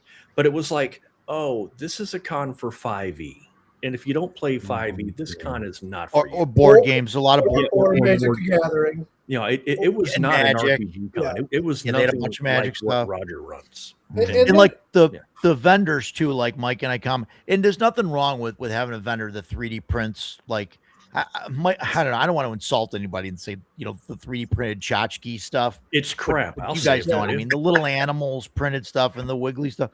They had like 4 vendors there that were selling that. All You gotta selling be, the yeah, you got to be exact- careful with your when you Yep. choose vendors. Yeah, You've got to have a variety, and you don't want to get too hung up on the tchotchke people just because you can only buy so many. right. I went to a convention once, no lie. There was 1, 2, 3 people there selling custom made dice bags. You just don't need that many dice bag sellers at a con. It's just too many. I have found that going to conventions, it is unlikely that I'm going to have much, if any, competition for my stuff there. Yeah, I do everything I do is 3D printed. It's all gaming terrain, and it's almost all hand painted. You don't find that. I mean, there's plenty of vendors out there selling those multicolored skull, dice trays or dice towers, and or just selling unpainted terrain. But anybody can get that anywhere. Yeah. Yeah. To get hand painted pieces, and I think my prices are well. Sure. Yeah, Within reason. They're not Yeah. like, absolutely. so it's always worked well for me. We did when we first started the business a few years ago, we did some local shows.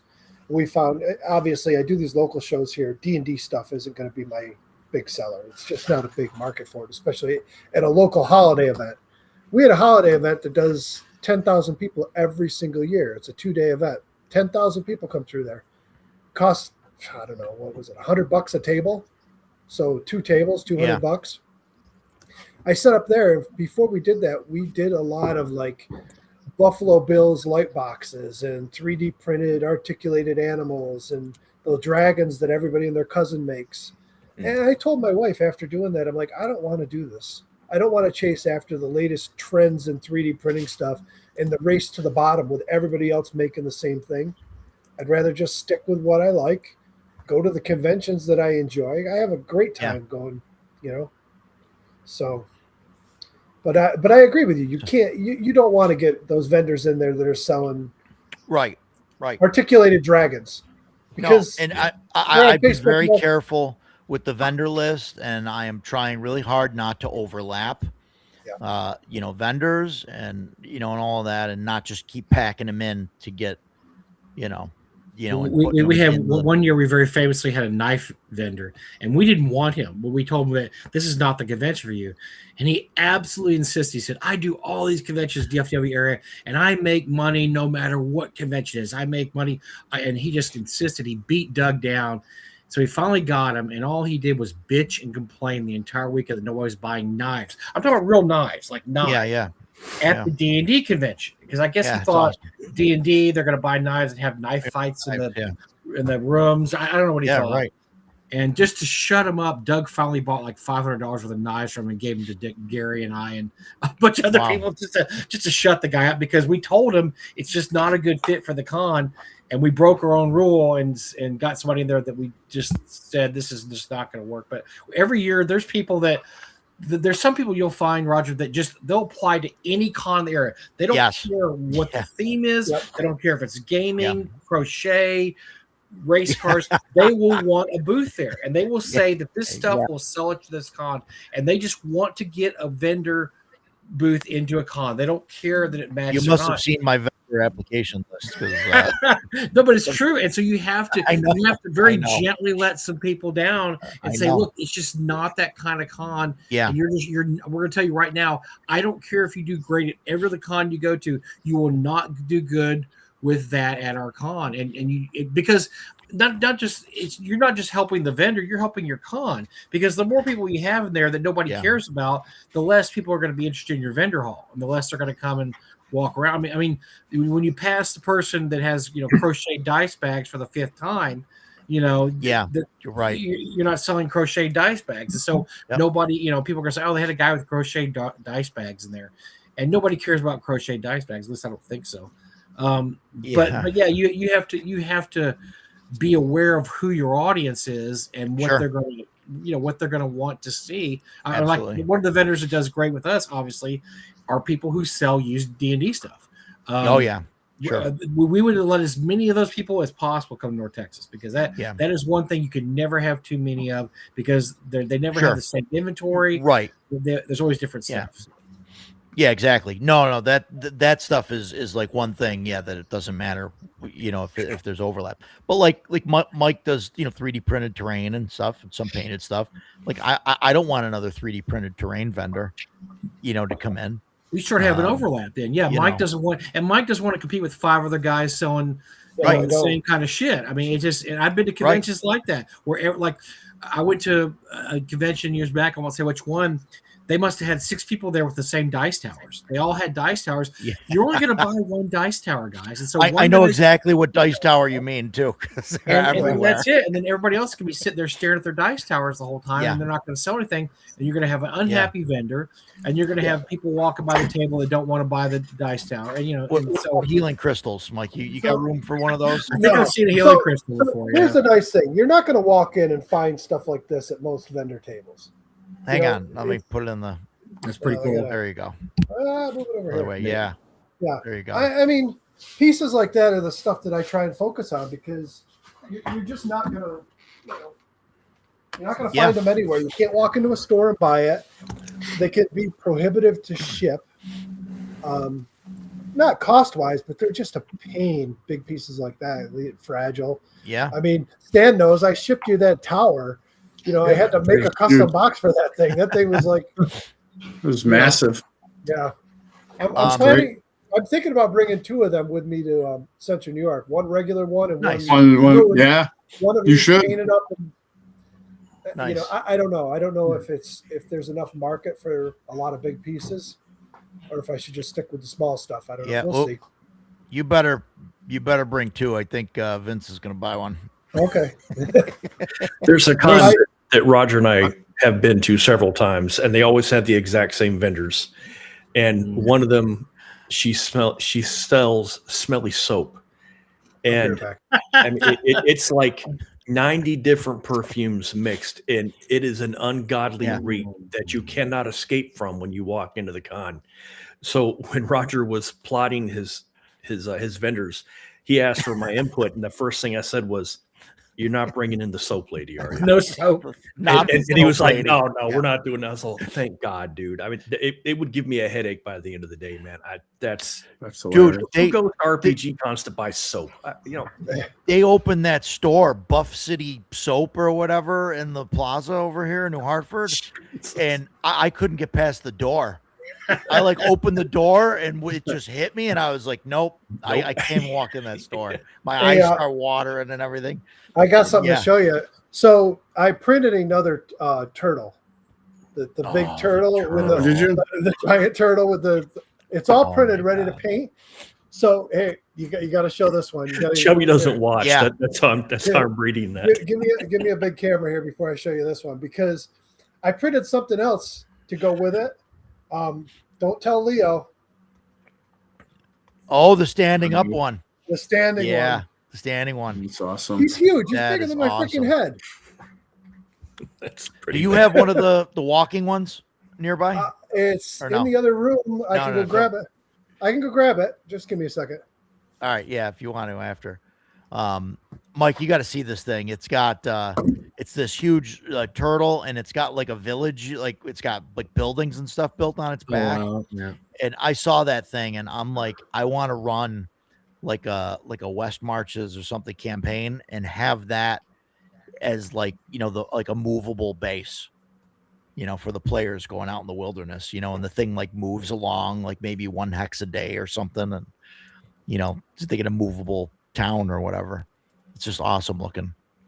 But yeah, so conventions, yeah, and props, Mike. I know I've said it before, but I mean, you've done a fantastic job with North Texas, and I think to a lot of the people running conventions, that's kind of become like the gold standard of like the small convention, because you've done just fantastic with it, and I mean, a lot of what I've done and stuff is just copying you. I mean, We've been very that's lucky that, because very few conventions choose not to get bigger. It's not Yeah. not in the DNA of a convention to stay small. You make more money. I mean, it's a cut and dried business. I mean, the more people you bring in, the more money you make, and you can make a lot of. Let's say you have 1,000 people come in.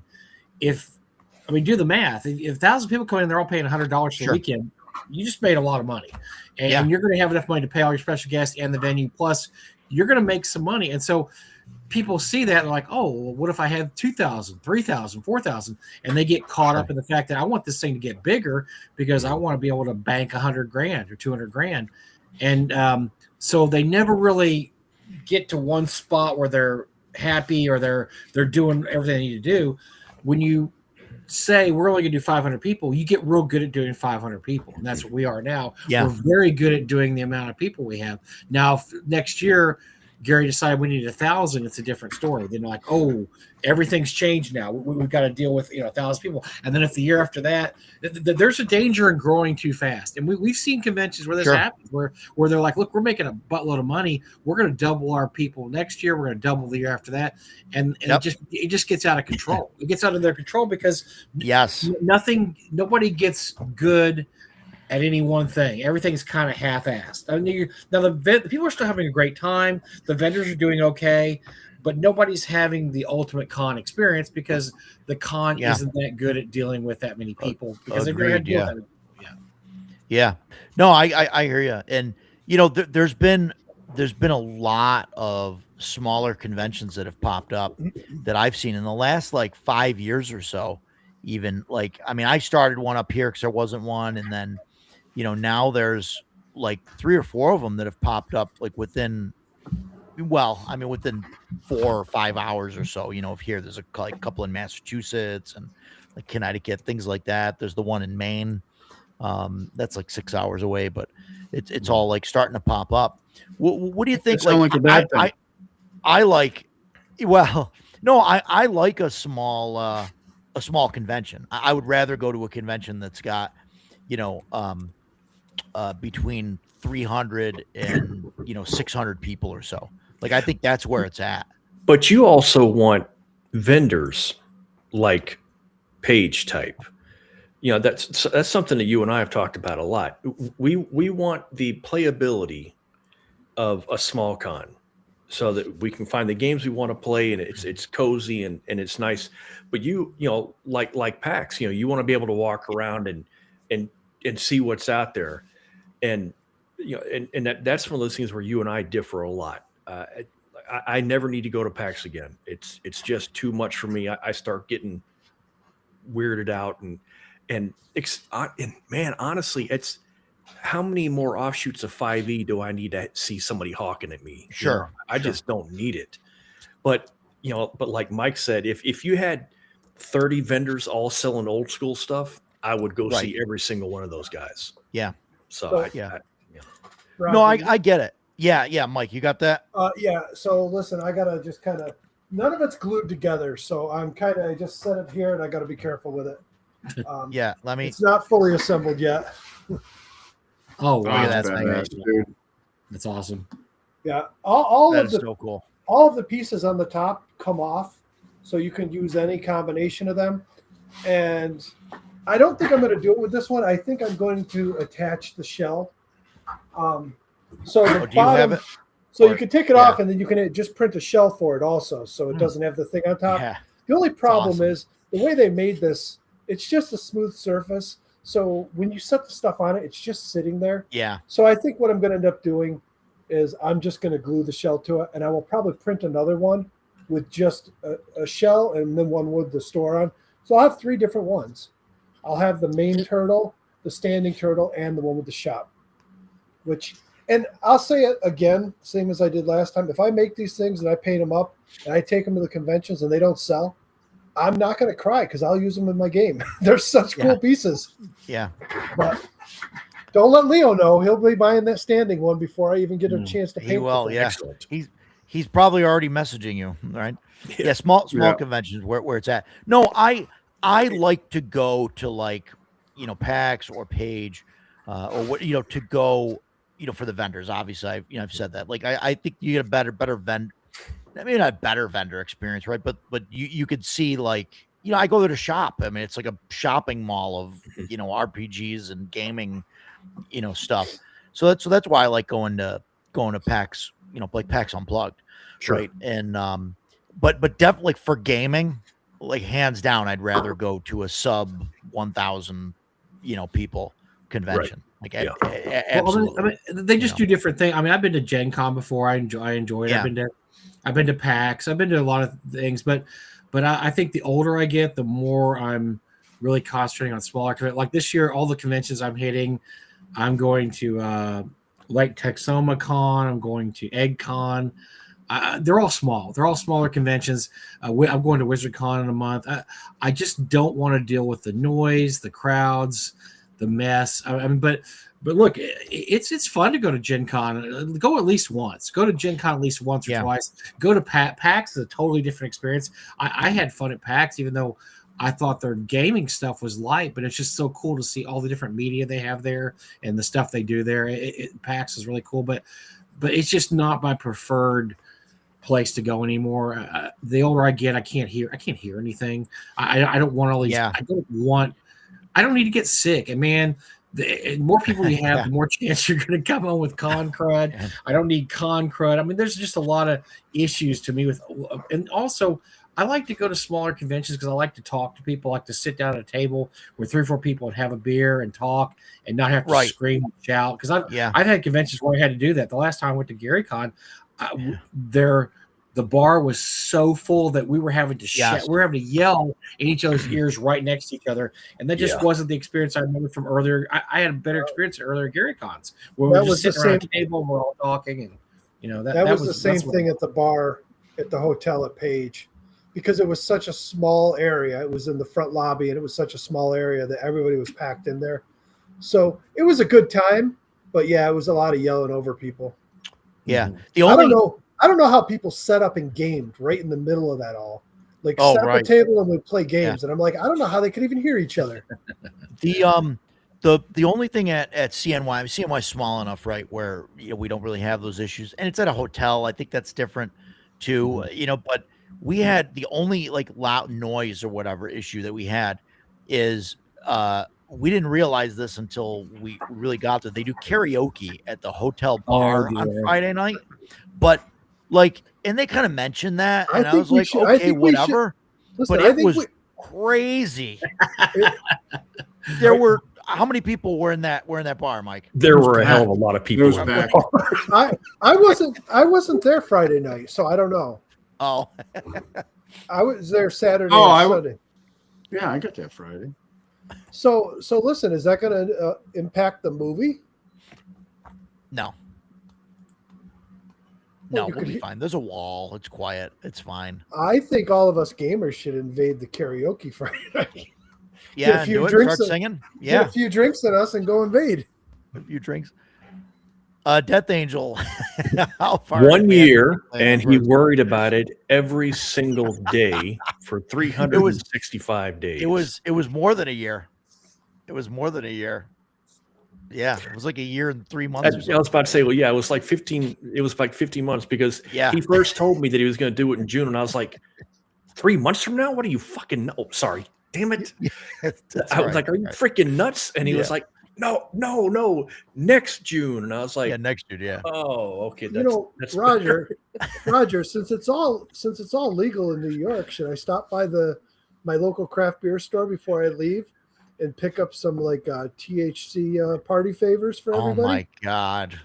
I'll just start passing out gummies to everybody Friday Oh night. my God. Hey, you We want a are staying at lozenge? the hotel, You want a I guess. lozenge? Just don't tell them. Yeah, you want a lozenge? Here you go. No, they're like chewy gummies. Yeah. Yeah. Oh, have a gummy. Have a gummy. Have you guys ever been to Emerald City Comic Con in Seattle? No. That was the first con I ever went to. It was when I was living in Alaska, and there were no cons in Alaska. So I flew to Seattle with the manager of the comic book store. He and I went, and Stephanie went. And man, I have to say, it was a very large con, but it was amazing. The venue's really big, but they had they controlled the population so that even though there were a lot of people there, it fit the venue. You know, like they had a massive artist alley. They had Magic the Gathering players down in the basement where they belong, and you could smell them from the top floor. I'm not making that up. And but then there was another floor just solely gaming. They had all kinds of cosplay going on. That's maybe it's not a large con. Maybe it's called a mid-size. But man, I went 4 times and they were incredible all 4 times. Really thoroughly enjoyed them. And Seattle's a heck of a lot of fun to hang out in. So What? How many? You said it was mid-sized or whatever. How many? I would people have to look. Honestly, man, if I gave you a number, I would be making it up. But I'll Okay. find out for you. Yeah, I'll look it up. Yeah. No, I was just curious because I thought it was big. I thought it was like 10,000 plus people. I don't know. I would compare it to PAX East, and PAX East to me felt huge, like way too. Thanks big. for coming, Chubby. It's good to see you. Thanks, Chubby. Appreciate it, man. I would kind of compare it to PAX East, but PAX East felt huge, and also PAX East is it's inside a massive warehouse. There's not different floors. Nothing's really separated.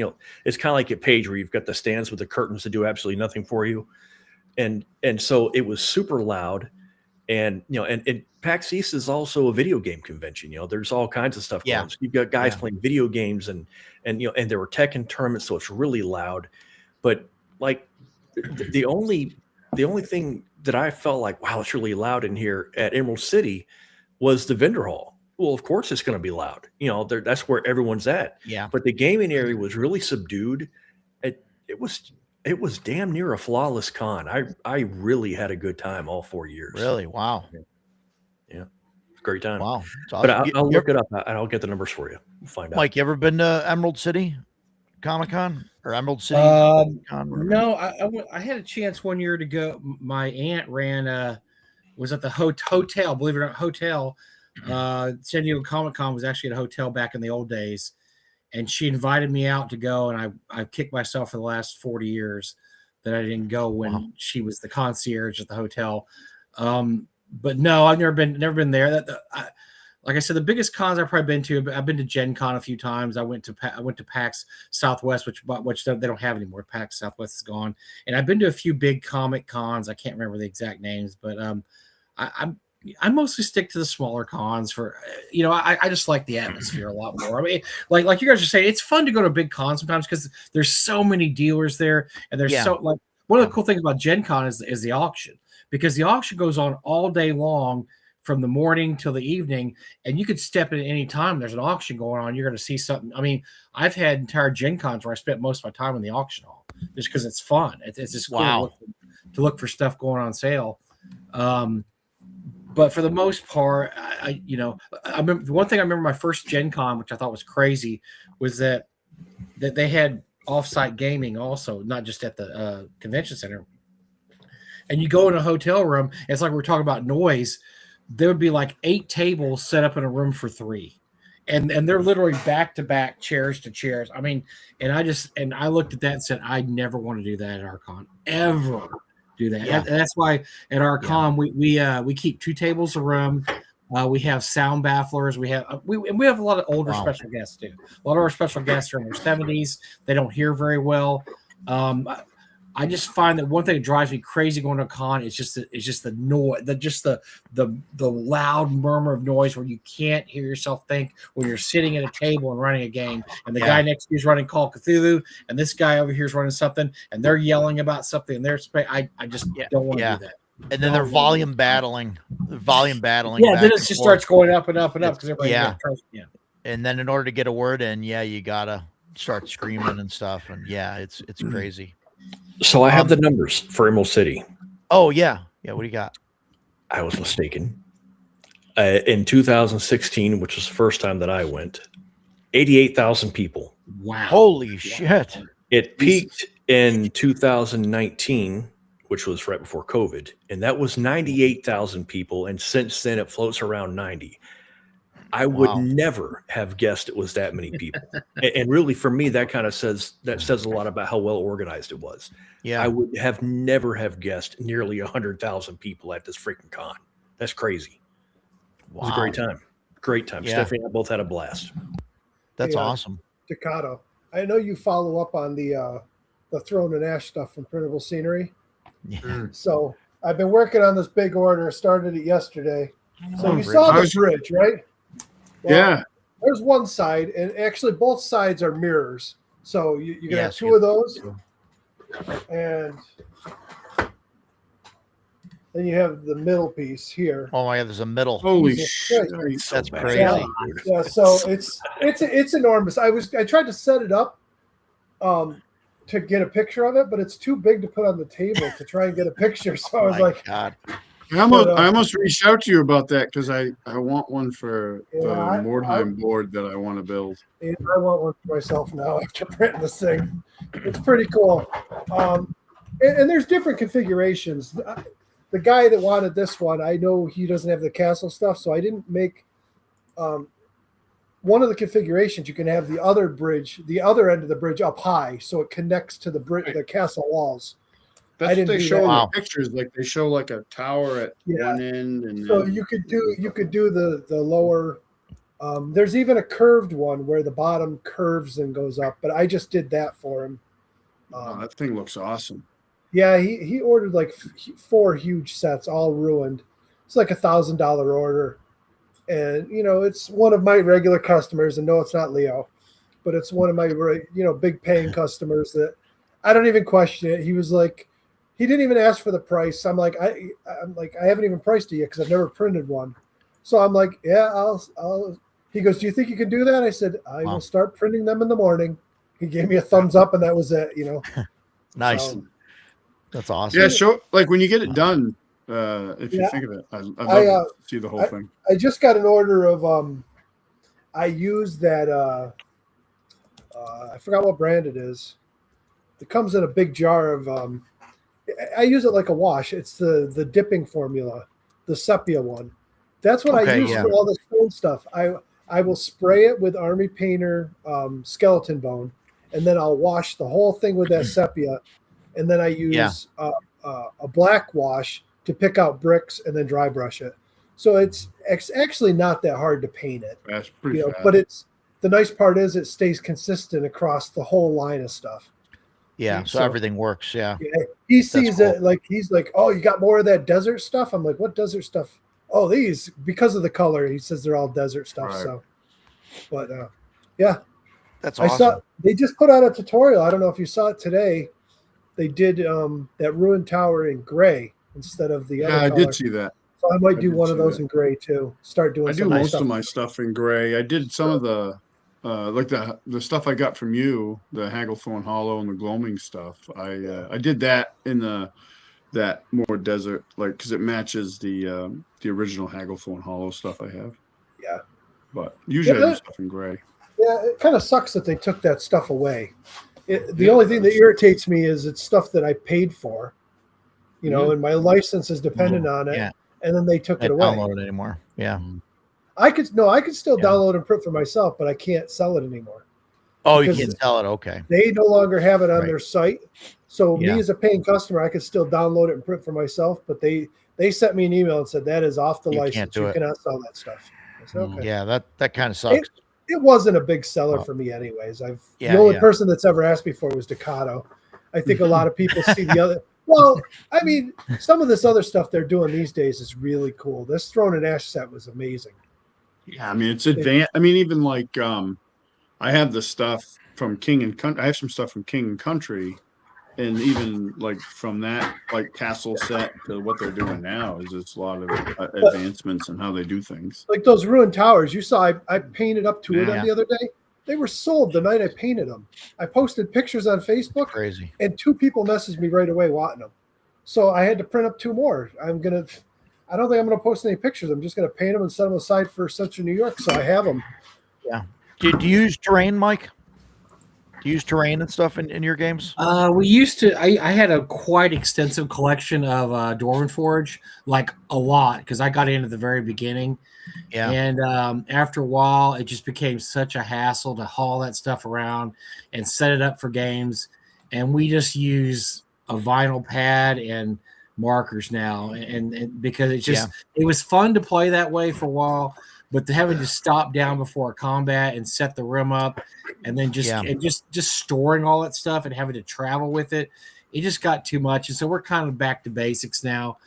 We have we use just really basic terrain stuff, and we extend now. We're huge on miniatures. I've got thousands of miniatures, so we're big on miniatures. We have boxes of miniatures to use. So if they have to fight a Durgar army of 50, I've got 50 Durgar miniatures. We can throw those out there. But yeah, the terrain stuff, in theory, I think it's awesome. In practice, it just gets, after a while, I just beat you down. There's just so much to keep track of. And then you break it accidentally because you drop somewhere, you knock. I mean, Mike knows how that is. I'm sure he's broke stuff many a time, just moving it from a shelf to another shelf. And so I ended up a few years ago selling it and made quite a lot of money selling that old Dwarven Forge. So that Dwarven Forge is Do you have the resin stuff?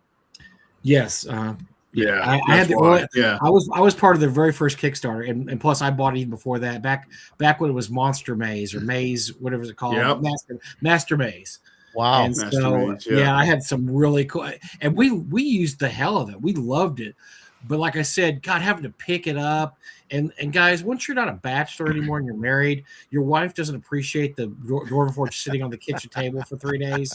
She wants it up right when the game's over, and that was like something I had to build up to after the game. Like, I'm not going to touch it today. I'll get to it tomorrow. I'll put a couple pieces away. Like, no, she wants it all up like right now. I'm like, oh God, I'm getting too old for the shit. So I just. Like I said, theory. And look, some of the stuff they have nowadays is awesome. I mean, the terrain they have now is incredible. But it's just too much. Yeah. Oh, look at that. I'll You're tell you truly what, a wealth of knowledge on conventions. Kudos to you, Mike. I've gotten lucky. I know I had agile. I've gotten lucky. I mean, Roger can attest to this one. My wife doesn't game. She doesn't play, but she's into fantasy stuff. She loves MMOs. She loves fantasy movies, Lord of the Rings, all that kind of stuff. But she comes to the conventions with me and helps me run the booth. And this year is the first year leading up to Page. She'd literally come home from work and be like, "What do you need help with?" Oh, yeah. She goes, "Let me paint something." I go, "Are you sure?" She'd never painted before. I'm like, "Here, just base coat these. Just do that." Paint this rock. She goes, "What if I screw it up?" I go, "You can't screw it up. You're just base coating it. Yeah. Just base coat it." she'd finish. She'd be like, "What else you want me to do?" I'm like, "Do you want to try something else?" I go, "Well, dry brush this." All right, how do I do? I go, I'd show her, and she'd be like, "Okay," off she goes. Next thing you know, she's doing detail work. At that point, she stopped asking and just started picking up things and painting them. And there was so much stuff in my booth that, people would be like, "Oh, you did an amazing job painting it." I go, "Well, up until this year, I'd take credit for it all. But, my wife over here did half of it." And, Yeah. it's Nice. even when like D'Angelo, he came Mhm. around and did a video at my booth. I wasn't there at the time. 10 minutes interviewed my wife talking all about it. And she's talking all about the stuff I do and we paint it and this stuff. And she's been great. So I don't really have Yeah. that. I don't get she'll actually buy me stuff for my game room. All my art on the walls was all from her. She bought them all as gifts for me for birthdays or Christmas or whatever. And I didn't really ask for it. She would ask me like, "Hey, if you wanted some art, do you have any ideas?" And I'd send her a list of it, and then it'd be months later I'd get something, and out of the blue, and it would just be like, okay. So I got lucky in that respect. Yeah. That's awesome. Like I said, she doesn't participate in the games, but like she'll be in Central New York. Yeah. I don't know if she'll stay or if she'll drive back and forth, but she'll come Yeah, out. yeah. My daughter will be there running the booth. So I got lucky in that respect. Yeah. Nice. That's awesome. What I wanted to touch on one more thing with the conventions. And Mike, I kind of want your opinion on this from running, North Texas and stuff. But what do you think? Like conventions, obviously they've been there since like the beginning or before the beginning, even, right? Like, are they integral to the hobby? Do you think like would the hobby die if like conventions went away? Well, it's really interesting because when I first started going to conventions in the late '70s, I'm a gigantic. You see, well, I'm a gigantic comic book guy. I collected comics way before I even collected game stuff, and I would go to a lot of comic book conventions. And back the days before social media in the late '70s, early '80s, that was the only way you ever met up other comic book guys. That and I worked at Yeah. a comic book store part time, and so I'd meet people that had that same hobby. Back then, you just didn't have the means to actually meet people that also did your hobby. And I think a lot of that, the same thing for gaming conventions. I started going to gaming conventions in the mid '80s, and that was the same thing. I started seeing a lot of stuff that I didn't own, I'd never saw for sale ever before. I started meeting a lot of people that played D&D that I didn't know played, and so I think it's yeah. I think a long time ago it was more integral to our hobby just because Sure. you didn't have the kind of social media we have now. Now, I still Yeah. think it's important to have face-to-face stuff, and that's one reason why Eric and Jim and I on Talking Crit, we're always ripping on WotC for wanting to keep pushing and pushing, their online stuff, which is great. It's fun to be able to look. Some people, they live in the middle of nowhere, they don't have anybody to play with. It's great to hop online and be able to play with a guy in Maine, and one guy's in Wisconsin, and the other guy's in California, and one guy's in the Ukraine. I mean, that's awesome. But you're always going to have to have that face-to-face element because Yeah. the hobby itself is a social hobby. It came about because guys were trapped in Wisconsin during the winter with nothing to do except freeze their butts off. Yeah. And they didn't have anything else to do. And so they had these wargaming clubs where they would all get together in Gary's basement and other bases, and they'd wargame. And then once role-playing games came around, then they started getting together and role-playing. And it was a huge social event in the days before social media. Well, now we have social media, and there's all kinds of ways to meet people, and there's all kinds of ways to stay abreast of the hobby. But we crave that face-to-face aspect. I mean, I'm always surprised at all the people that just want to they want to go to conventions so bad. I mean, I like to go to conventions, okay, but if you knew me, you'd know that I don't game a lot of conventions. I game a little bit. I'm not a big convention game guy. I'm more of a campaign game kind of guy. I like to put work into a campaign. But there's something to be said for going to a convention, being handed a sheet of paper with, Rolfo the dwarf, and you have to go through a dungeon, and you don't know what's going to happen. You don't know what the guys around you. You don't know them. You don't know if you're going to get along, or you're going to argue. You're going to end up dying in the first room of the dungeon because you're not cooperating. You don't know, but that's a big draw in the hobby. Is that whole, face to face, I just met you aspect. Of course, then afterwards you all go to the bar and you have a beer and you start talking. So yeah, I'd say it is very important. Maybe not as important as it was 40 years ago, but it's still, just by look at the renaissance we've had in conventions just since COVID. Yeah. I mean, COVID. I was telling my wife the other day, everything. We look at our lives now, all these different events in our life, like I have COVID's 9/11, I have this, I have that. I mean, you look at these things and you think of before that happened and after. Well, nowadays we're all going before and after COVID. Here's how things were before COVID. Here's how things were after COVID. Before COVID, conventions were doing really good. I know our convention had gone up a lot of numbers. Gary Con had a huge year. Everybody had their best year. Then COVID happened, and everything got just stopped cold for like 2 or 3 years. Yeah. And people started gaming online, right? Because that's all they could do. Yep. And I knew a lot of people that never gamed ever until COVID. And then all of a sudden they're like, hey, Mike, guess what, man? I'm playing D&D. What? Yeah, man, I'm in this online campaign. You were right, man. D&D is awesome. And I'm playing this other game called Call of Cthulhu. Yeah. It's awesome, too. And you're like, well, that's so cool. So it got a lot of people into gaming. But if you noticed, as COVID started getting – people started getting vaccinated. People started getting better. COVID started going away. Those online groups started disappearing. And suddenly, I had a friend I worked with, a female girl, and she was in 3 D&D campaigns, never played before in her life. Wow. And then after a year after COVID, she was in 0 because it was just something she did to kill time. And I've noticed in the last few years, the face-to-face element is building up again. People are realizing it was fun to play online during COVID. That was cool, but we had no choice. We couldn't get together face-to-face. Yeah. Now that I can get together face-to-face, I want to see the miniatures. I want to get there and have the vinyl laid out. I want to sit around a table and all be networking with my friends. And I think it's on a comeback trail, and that's evidenced by. So the conventions I'm going to, so your convention, you're going to be in your second year, Roger. Yep. Wizard Con, this is their second year. Lake Texoma Con, this is their first year. Egg Con, this is their third year. I'm going to Long Con, that's their 5th or 6th year. I've got another convention I'm going to. It's T-Fest. T-Fest, it's their second year. Notice how all those conventions, none of them are over 10 years old. Yeah. They're all they just started a few up. years. Yeah. A lot of them popped up since COVID because the need for everybody to get together again face to face is so huge. Yeah. Yeah. No, it's awesome. I'll be at WizardCon as well. So that'll be I will see you there. I'm going with yeah. Zach.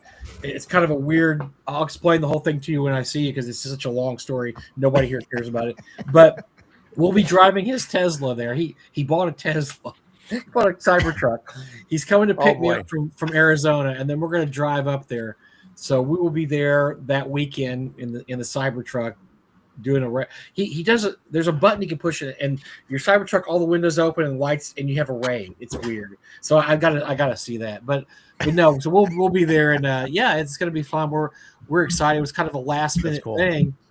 He had to drop something off in Wisconsin, and Battle Creek's only 5 hours away from where we're going to be. So I said, well, let's go. Yeah, let's go to WizardCon. We're going to be right down the street from WizardCon. So nice.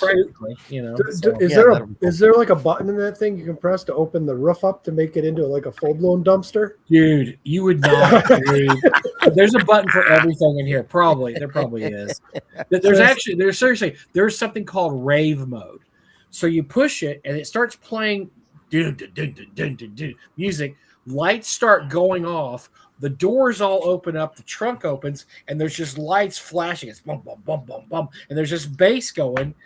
And you're like, what have we become in the 21st century? We have rave mode in our Cybertrucks. But I tell you what, I was not a big Tesla anything, but I drove in one, and I have to realize and admit it's the future of driving because you don't drive. It drives you. And my God, it's going to be so much safer than a bunch of idiots getting in cars drunk or half stoned or not or asleep or not paying attention. I mean, it gets you just tell it, I want to go here, and it drives you there, and you get out. And I'm all for that stuff. Oh man, it's so much safer. I know in Texas we've had, I don't know how you guys are doing up there, but we've had 2 really, really horrible trucking accidents the last year where a lot of people were killed. I mean, and it was wow. it was driver error. Both times it was driver error. It was people who weren't trained very well, or their trucks were not in working condition type thing. And man, once they start doing, they've already tested in Texas. They're testing along a highway called Highway 20, which goes through the middle of Texas. Once they get through, truckers, I feel bad for truckers. They're not going to have a job. These semis are going to drive themselves, and they're going to drive safer than humans because the semi doesn't need to be on uppers to drive for 18 hours straight. It doesn't get drunk. It doesn't get tired. Yeah. It does, and so the Tesla. I was thinking about my mom the other day. My mom is 83 years old, and she doesn't drive anymore because she's a smart lady and doesn't trust herself, and she knows her reflexes are slowed, and it's probably not a good idea. It's like taking a taxi. She just It's takes like taking a Uber or Lyft. But I tell you what, if you get a Tesla, my mom could get behind the wheel of a Tesla and tell it to bring her to the grocery store and drive her to the grocery store, and she won't have to worry about touching the steering wheel or messing with it. And so I changed my mind totally on EVs. I was so out on EVs. I was like, I would never get an EV. This, that. And then once I rode in one and I saw how safe they are and how amazing they are, I was like, dude, this is the future of driving. I mean, I had a job. I worked for a drug company. It was a drug testing company for 13 years, and I drove 100,000 miles a year. That's how much I drove as a service rep. I mean, I drove all over DFW, and I was extremely lucky. That time I only got into 2 wrecks. Both times I was rear-ended, so they weren't my fault. But I can't tell you, I probably almost died half a dozen times where just something happens and you just, oh my God.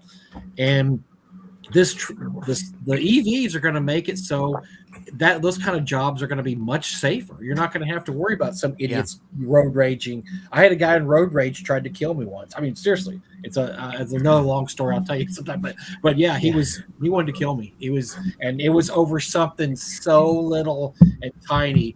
But just driving in DFW traffic, he followed me 30 minutes trying to run me off the road. I mean, it was, and this really is before we had cell phones. Nobody to call. I mean, I just, and I finally ended up driving to the police station to park in front of the police station just because he was very persistent. And it was because I cut him off by accident too, by the way. Didn't mean to cut him off, but he was just enraged. And I don't know if he had a gun in the car or not, but he was not a happy camper. And I was just trying to get away from it the whole time. But you're going to eliminate that kind of shit because the car is just going to take all the responsibility for driving, and you're going to have all these cars drive. It's like that scene in what's the Philip K. Dick novel they did the remake of? The cars are just driving on these. Yeah, they're just driving past each other super quick and everything. Yeah, and because they don't. Minority Report. And the only time you drive the car is when you're in the country and but when you're in the city, they jump on the grid and you just go back and forth and everything. And I saw that. I was like, man, I would kill for that because I don't trust people. People aren't good drivers most of the time. I think you being mean to Tom Tullis? Oh, that guy. Oh, no, I don't have to be nice. So Tom Tullis. He's going to lie to you, but he's going to say he's banned from my con. Love your stuff, Tom. It's good stuff. Yeah, whatever. We'll promote it. He's going to say he's banned from my con. I have invited him to be a special guest numerous times, and he has given me the middle finger every time. And he falsely tells people that I banned him from my con. He is not banned. He just chooses not to attend because he's a mean person. He's a jerk. So. I don't know if you remember. I think last week I told you that my resin printer crapped out on me. At a total failure. You said it flooded and everything else. I managed to scrape off the screen and get it cleaned off, and today I decided to do a test print. So what did I go with? Tom just released the dwarven skeletons, so you can't see them very well in this picture. I had to print up some dwarven skeletons. They came out pretty well. So my printer's back up and running. Thankfully. It's awesome. But I can, I'll print up about 10 more of these things and add them to my selection of about 50 of the different skeletons that he's released because I'm like Bad Mike Yeah. said. If you want skeletons, I'm going to have at least 50 of them in my cabinet. But sometimes Yeah. you need 50 skeletons, Mike. You do. Sure. I know that's the thing with having all these 3D printers is my terrain collection hasn't grown fast enough because I keep selling it all. But my miniature collection, I generally don't do resin minis at my booth. I just have a single resin printer. I do them for my own stuff. So they just keep growing and growing. I've got thousands and thousands of minis here. Yeah, I want to print what's that game? He's got that sci-fi game. It's like a Star Trek miniature ship game for this Fat Dragon Games. I know what you're talking about. Battlefront Valkyrie, is that Yes, the name of it? yes. I'd love to get some of that print out and maybe have somebody running that at CNY. So, It's funny with this last kit. Tom, you can come to Central New York RPG Con. All right. Oh yeah, why don't you go to that con? Don't come to my con though, but go visit Roger and them because you're a jerk. He goes to Origins. By the way, he goes to Origins every year. He goes to Origins, so he can make Origins. Now he does live down the street from Origins, so I'll give him a break on that one. So he does go to Origins. Origins isn't that far from us, Central New York. He's probably 6 hours.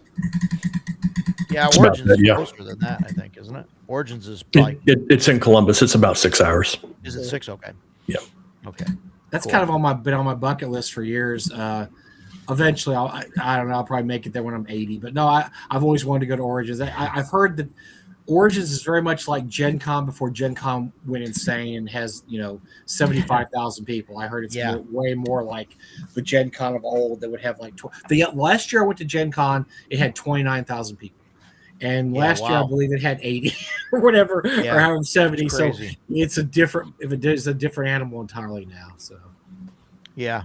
Oh boy, you guys. Yeah, he might have been the road rage driver that tried to kill me that time. Then I think maybe he was. Yeah, I'm thinking it may have been him. Now that I'm looking at him. So Mike, you're considered a collector. I don't know.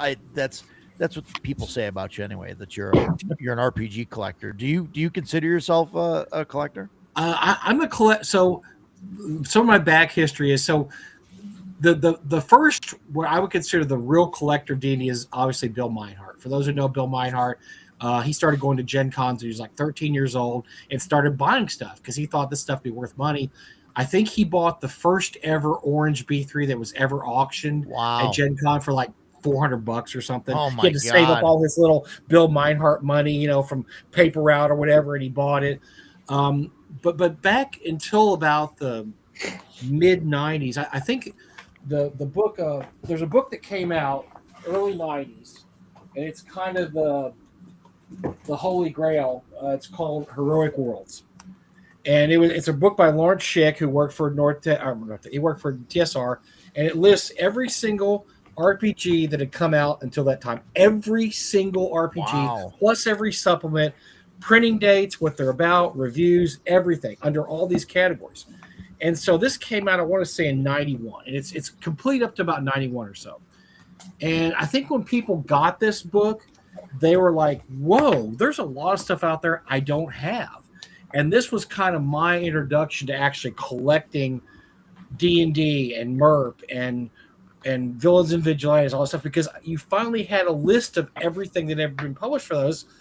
Judges Guild. This was a huge boon to my Judges Guild collecting because I had very little of it till I found that. So early 90s, the internet started. And before then, the only way you could find old D&D stuff was you either had to live in Wisconsin or areas where there's giant conventions, which I didn't, or go to Gen Con, which I was in Texas. Texas in the 70s was a wasteland. There was no gaming conventions, really. But once the internet opened up, I finished my Judges Guild collection. I finished my MERP collection. I finished my Rollmaster. All these different genres, I made a list based on Heroic Worlds, and I finished them out. And so at that point, I'm like, well, I've got one of everything. How about one of everything in shrink wrap? And then at that point, it's like, okay, well, I need playing copies of everything. So at one point, I had 3 copies of everything ever published by TSR, MERP, all these companies, Twilight 2000, whatever you can think of that existed, before like 94, 95. And that was the point that I said to myself, do I need all these copies? And I didn't. And that was also the point when I got on AOL had a thing called AOL Marketplace back in the day, which I guess is kind of a lot like Facebook Marketplace is now. You get on there and there'd be people like, hey, I've got all this stuff. Yeah, I got yeah. some stuff to sell. And back then it was all based on trust. Like so I'd say, hey man, I need do you have the Forgotten Realms book? Like, yeah.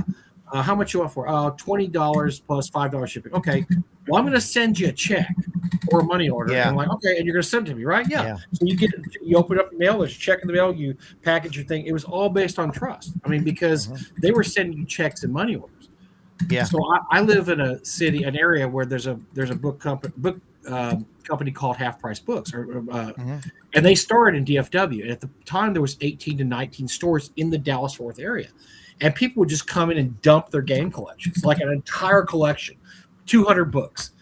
And back then, they were literally half-price books. So if a module had a price of $5 on it, they sold it for $2.50. And they didn't look up to see if it was worth anything. Right. I mean, there was no way to look it up. There was no internet really back then.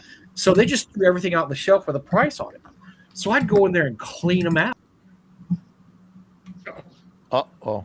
Uh-oh. Can you hear me? Yeah, now we can. Uh-oh. You're kind of coming in and out. You're back. All right. Yeah, you're back. And I would clean these shelves out, and then I'd go on Marketplace and I would resell them. And so I was one of the first people ever that sell. So that also led to me collecting, because I'd run into all this. I go to Half Price Books a lot. I go, well, I don't know what this is, but I'm going to buy it. I have no clue what this game is. And so I was buying a lot of stuff that turned out in the future to be really rare things or one-of-a-kind items or unique items. So at the beginning of the hobby, I was a big collector. And there was not a lot of people that had more stuff than I did. That unless you lived in, like I said, in Wisconsin or that area, and you went to Gen Con every year, and you got to see all this stuff, and you got to meet the TSR people, you got stuff signed by them.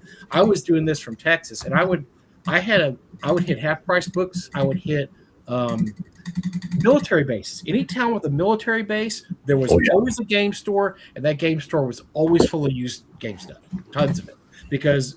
If you know military people, they play RPGs, and they would leave, and they would just dump their collection at the game store before they left. They'd sell it all, and then go off to wherever, to the Middle East or whatever. Yeah. And so at one point, I was buying this stuff, reselling it, and I amassed a gigantic collection. And at a certain point, like I was saying, I had to have 3 copies of everything. Then it kind of hit me: do I really need 3 of everything? How about just a game copy and then a shrink wrap copy? And so I would go through and purge my collection. Then at a certain point years ago, I said, do I really need a shrink wrap copy? Because I'm not going to open this stuff. And so then it's kind of hit the peak. And at that point, then it started going down. And then at that time in the 90s is when eBay started, 1998. Yep. And a lot of people got into collecting then. And so I was surpassed by people who were really serious collectors at that point. I had already done all my collecting. I had everything I ever wanted. I had copies of anything you could imagine. And I was like, okay, I've done it all. I climbed to the top of the mountain. What now? Well, I started selling stuff because I don't really need all this stuff. And then you had this second wave of collectors that had a lot of money and were willing to pay high prices for stuff that maybe I had been able to find in, let's say, 1990 for $20. Now that item was, $500, but they had that much money. They're like, oh, I'll spend $500 on a jade hair or something that's really rare. And people like me were all too willing to I need to get rid of this stuff anyway. So yes, I would consider myself still a collector. I have a lot of unique items. One of the things that's been great about running the convention is I have a ton of signed items. Stuff signed by Elmore, Easley, Errol Otis, Alan Hammock, Frank Menser, Tim Cat. I mean, when these guys are coming to the con, I would get them to sign stuff. So nearly everything in my collection is signed. I decided at one point I was going to get a Deities and Demigods signed by every still living person, and I was going to get one for each of my grandkids to sell someday. So I had Deities and Demigods signed by Rob Coots, Jim Ward, Janelle Jaquays, Jeff D., Darlene, whoever worked on that stuff. Mm-hmm. And so, Diesel, these guys, so I'd have these Deities and Demigods signed by like 15 people. And then unfortunately my daughter started popping out too many kids at that point, and so when it got to like 8 grandkids, I was like, whoa, everybody just needs to do demo gods. I was going to put these aside in the safe deposit box, but you're having too many kids, and so I was like, screw it, I'm just going to keep these now. These are Papa's now. They are not yours anymore. I'll get you guys something else.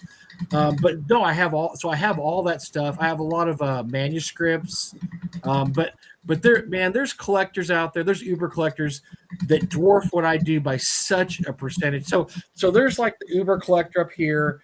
Then there's like kind of the higher level. Then there's the mid level and whatever. At this point, I'm probably at the mid level. I would say at one point I was at the higher level, not quite the Uber, but at this point I've sold enough, and I'm not as worried about limited editions or making sure I have shrink wrap everything, or tracking down hard to find stuff. I'm just not there anymore because, like I said, I've got everything I want, and all the stuff I have. We were just talking about Dome and Wood. I've got a shelf of stuff I'm never even going to read. I don't want to say that out loud because my wife might hear me, but I'm never going to read that stuff because it's all aspirational purchases. Like, man, Dome and Wood looks great, and it does, but am I ever going to use it? Probably not. Yeah. So I still have it, but I know I've been very privileged to know some of the top collectors, not just in our hobby but in the world, and awesome. Guys like there's a guy in Hong Kong who owns nearly every piece of original TSR art, and he was a very intelligent guy that about 25 years ago started buying Easley paintings, Elmore, like original paintings. He started buying original artwork from these guys when it was reasonably priced. His name's Matthew Coder. And he has a vault in Hong Kong with all this artwork in it. I mean, just hundreds of, like every Dragon magazine cover. I think he's got the cover to the Dungeon Masters. I mean, all the stuff. He would buy it all. And the last few years, he started exhibiting it. He did an art exhibition at the Lucca convention in Italy 2 years ago. It was absolutely amazing. I mean, just imagine the coolest ever Dragon magazine covers, module covers, iconic D&D art. It was all set up in this giant Italian villa that you went to and looked at.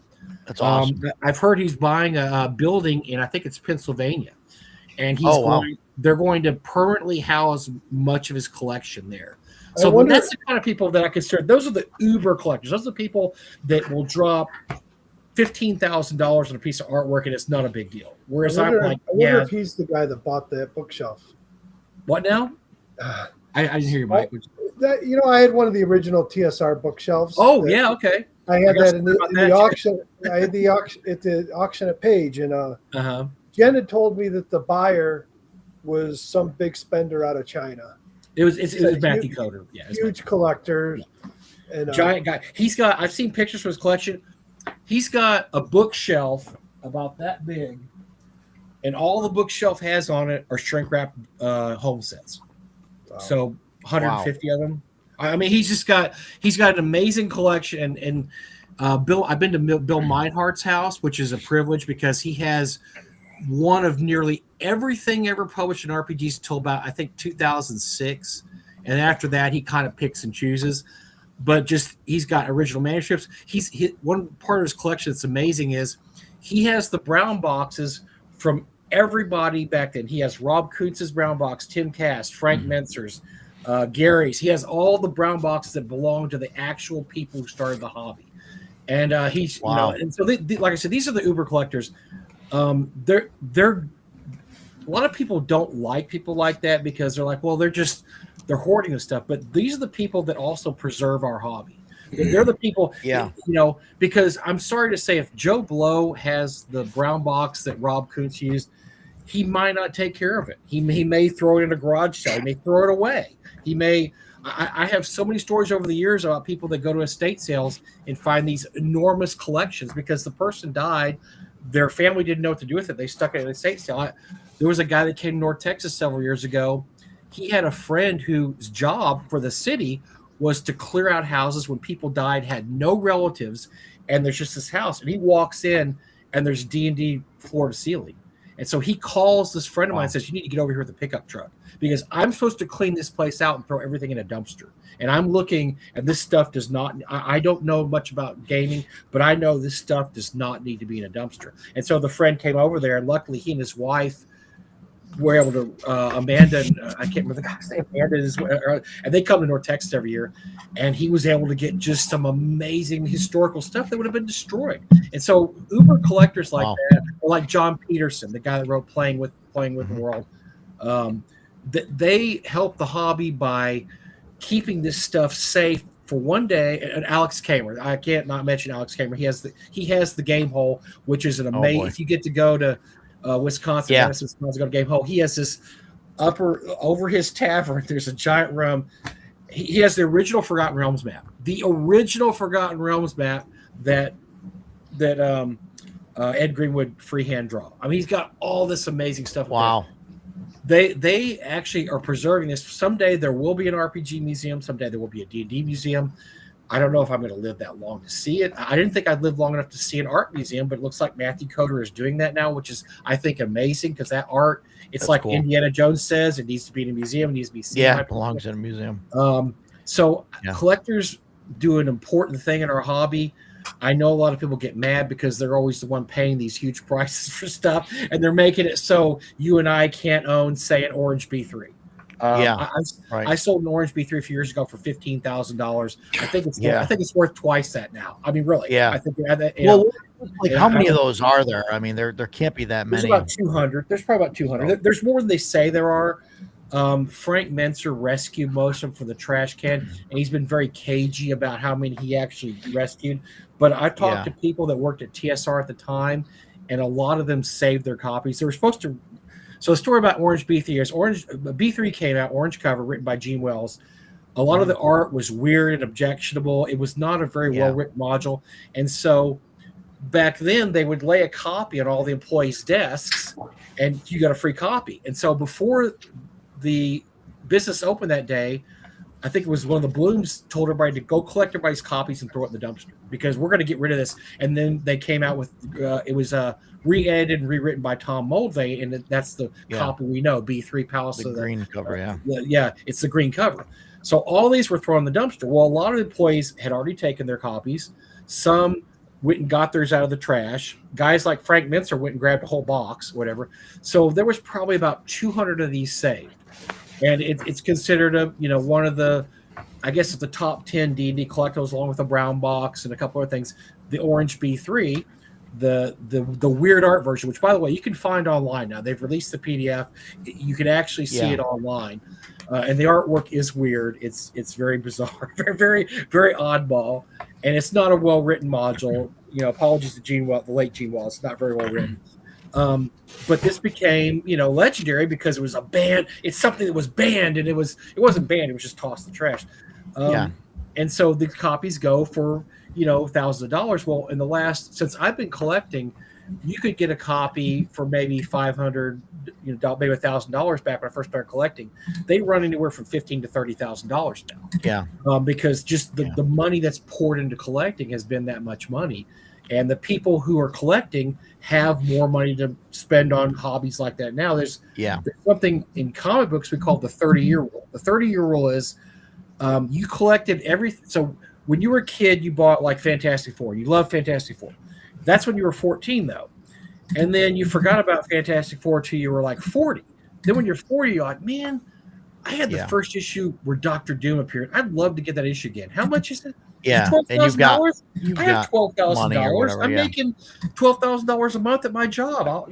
I'll spend that. So it's called the 30-year rule. 30 years after you collected something, Star Wars toys, baseball cards, whatever it is, you get back into the hobby. You have a lot more disposable income, and you go and you spend that in your hobby. And we're seeing that right now with D&D because D&D came out in 1976, 70, the 70s.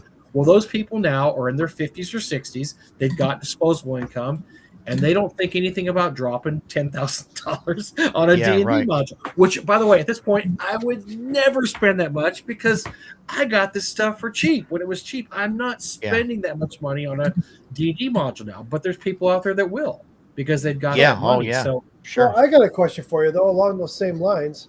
what are your thoughts on this recent thing in the hobby with people grading adventure modules? Okay, so let me hopefully you won't see my underwear here because I get so I have my Dragon Magazine one slab. That's a Dragon little one different. 7.5. I don't mind it because I don't want to handle this. I don't want my grandkids pawing on it. I don't want I want this to be as pristine as it was the day it was put in there. This one's worth one of these 7.5 last year sold for $5,000 because it was already graded. So we didn't have to worry about somebody saying, I think the grade is this. No, no, no. This has been graded by professionals. I know what it's worth. If I drop dead tomorrow, my wife can throw this up on eBay. She doesn't have to know anything about it. She can just say it's 7.5 graded by CBCS. Have at it, guys. You know, here's the number. You can look it up online. You can look up what the grader said, and that's it. She doesn't have to do anything. So I got a lot of my most valuable stuff slab like that because I didn't want to have to put her through the misery of having some of the most valuable stuff graded, or even having to try to figure out what it is. It's all, a lot of it's all from the wall. And also I think it looks cool. It's displayable. I don't have to worry about, I dropped it. Oh, look. Oh no, it's all bent. No, nothing's going to happen to this. It's absolutely in perfect condition. Now, when I get everything graded, no. I've only gotten some like shrink wrap stuff that I'm never going to take out of the shrink wrap anyway. I have the R series and the RPGA series, which are really collectible. I have those shrinked because I have them slab. I'm not going to take them out of the shrink. So they're slab. If I want to look at them, I can pull them out. I can show people, look, here's R1. Oh, that's cool. I think it depends on what you collect for. If you collect for just for fun and you have a lot of well-worn modules you like to play and they're not worth a lot, there's no reason to slab anything. There's really not. Now, if you have a few shrink-wrapped items, or you have a Dragon Magazine #1, or you've got some of the rare stuff, I'd say it's worth getting slabbed just so it stays in the same condition. But I don't think I think it's a case by case basis, Mike. I really do. I think some people that are absolutely against. Ron and I have had many discussions on this. Ron Meisker that runs the page, he is absolutely against slabbing, like 100%. He hates it, and I understand his objections. I understand that, why he doesn't like it, but that's just his philosophy. His philosophy is, hey, it's there to be played, this, that. My philosophy is there's plenty of copies out there to be played with. There's hundreds. I mean, these print runs were huge on these modules. There's tons of them out there, but the rare stuff, there's not. And so if something's rare, I'm not going to decide I want to play R1 to the Ada Falks one day and just tear it open and start playing it because the module in shrink wrap is worth a couple $1,000s. So here's my only problem with it. So like I saw somebody slabbed in L2, right? No, there's plenty of L2s out there. Sure, there's tons. Go pick it up for $30-$35. Right. This thing it's not in great condition. It's got a little problems on it. It's a play copy, right? It is what it is. Uh-huh. But the more people that take their shrink copies or their really good copies and slab them are just going to drive the prices up on these copies too. So here's my argument against that, Mike. Number one, the PDFs are readily available for anything TSR published, including rare stuff like the Jade Hair, Orange BA3. I mean, there's PDF copies. So if you want to print up a nice POD copy, as a matter of fact, WotC sells POD copies. Right. Now, I have some because if I want to play T1, I don't want to use my copy. I have a copy that I had printed with their POD service a year ago. I have a whole stack of original TSR POD printings that I would use to run a game at the table. That way I don't have to take out my original copy and mark it up or whatever. So I would say that they're already readily available.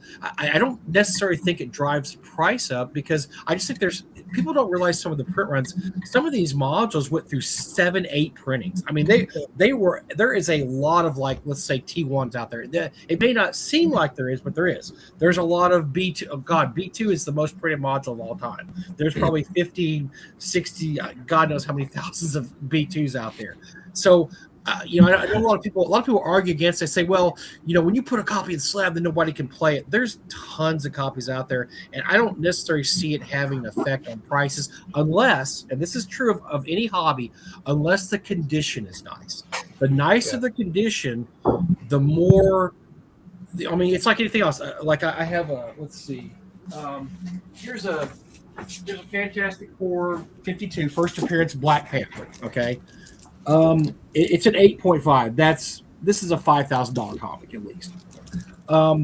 There's not a lot of copies of this out there, and there just is in this nice condition. This is considered 8.5 is considered excellent plus. There's just age and people pawing through it and people storing it in bad places. If you have something that's legit in nice condition, I think it's worth it to get it slabbed just because I can display this. I can show people this. I'm not taking this out of the box if it's not this plastic slab. I am not showing you guys. I'm not holding it and I'm not messing with it. It's going in a vault somewhere. As a matter of fact, I did have my most valuable comics in a safe deposit box for years because I didn't want people messing with it. And so if you have something like that, yes, I can understand slabbing it. But like you said, an average copy of L2, even a shrink wrap copy of L2, no one cares about L2. I mean, and that's what I was getting at, because it's not there is somebody, I don't remember who it is, and it doesn't matter, but there's somebody on RPG auctions or whatever that's going through and like they listed, I don't know, last month they listed like 20 different things slabbed, and only a couple of them even got bids on them because it's like people. Nobody cares. I've got the worst copy I have. It's way at the top of my region. I have a B1. It's a 5.5, which is average condition, but I had Darlene sign the cover. So I just think it's cool. It's a very average condition module. I wouldn't have got it slabbed except Darlene signed the cover. As a matter of fact, if I find a better copy of the brown B1 and I get Darlene signed, I'll probably sell that and keep the better copy.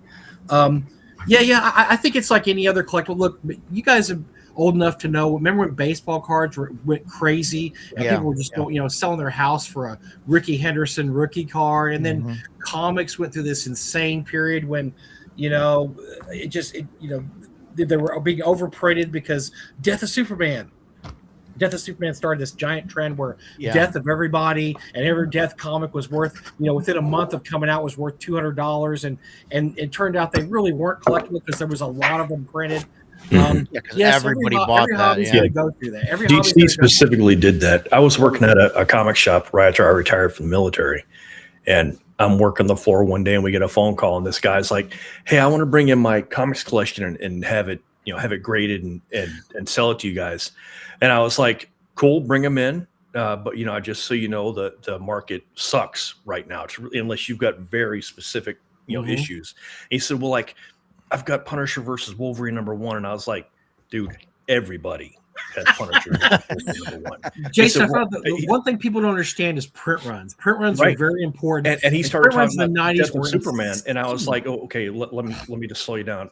Death of Superman is worth about as much as a roll of toilet paper."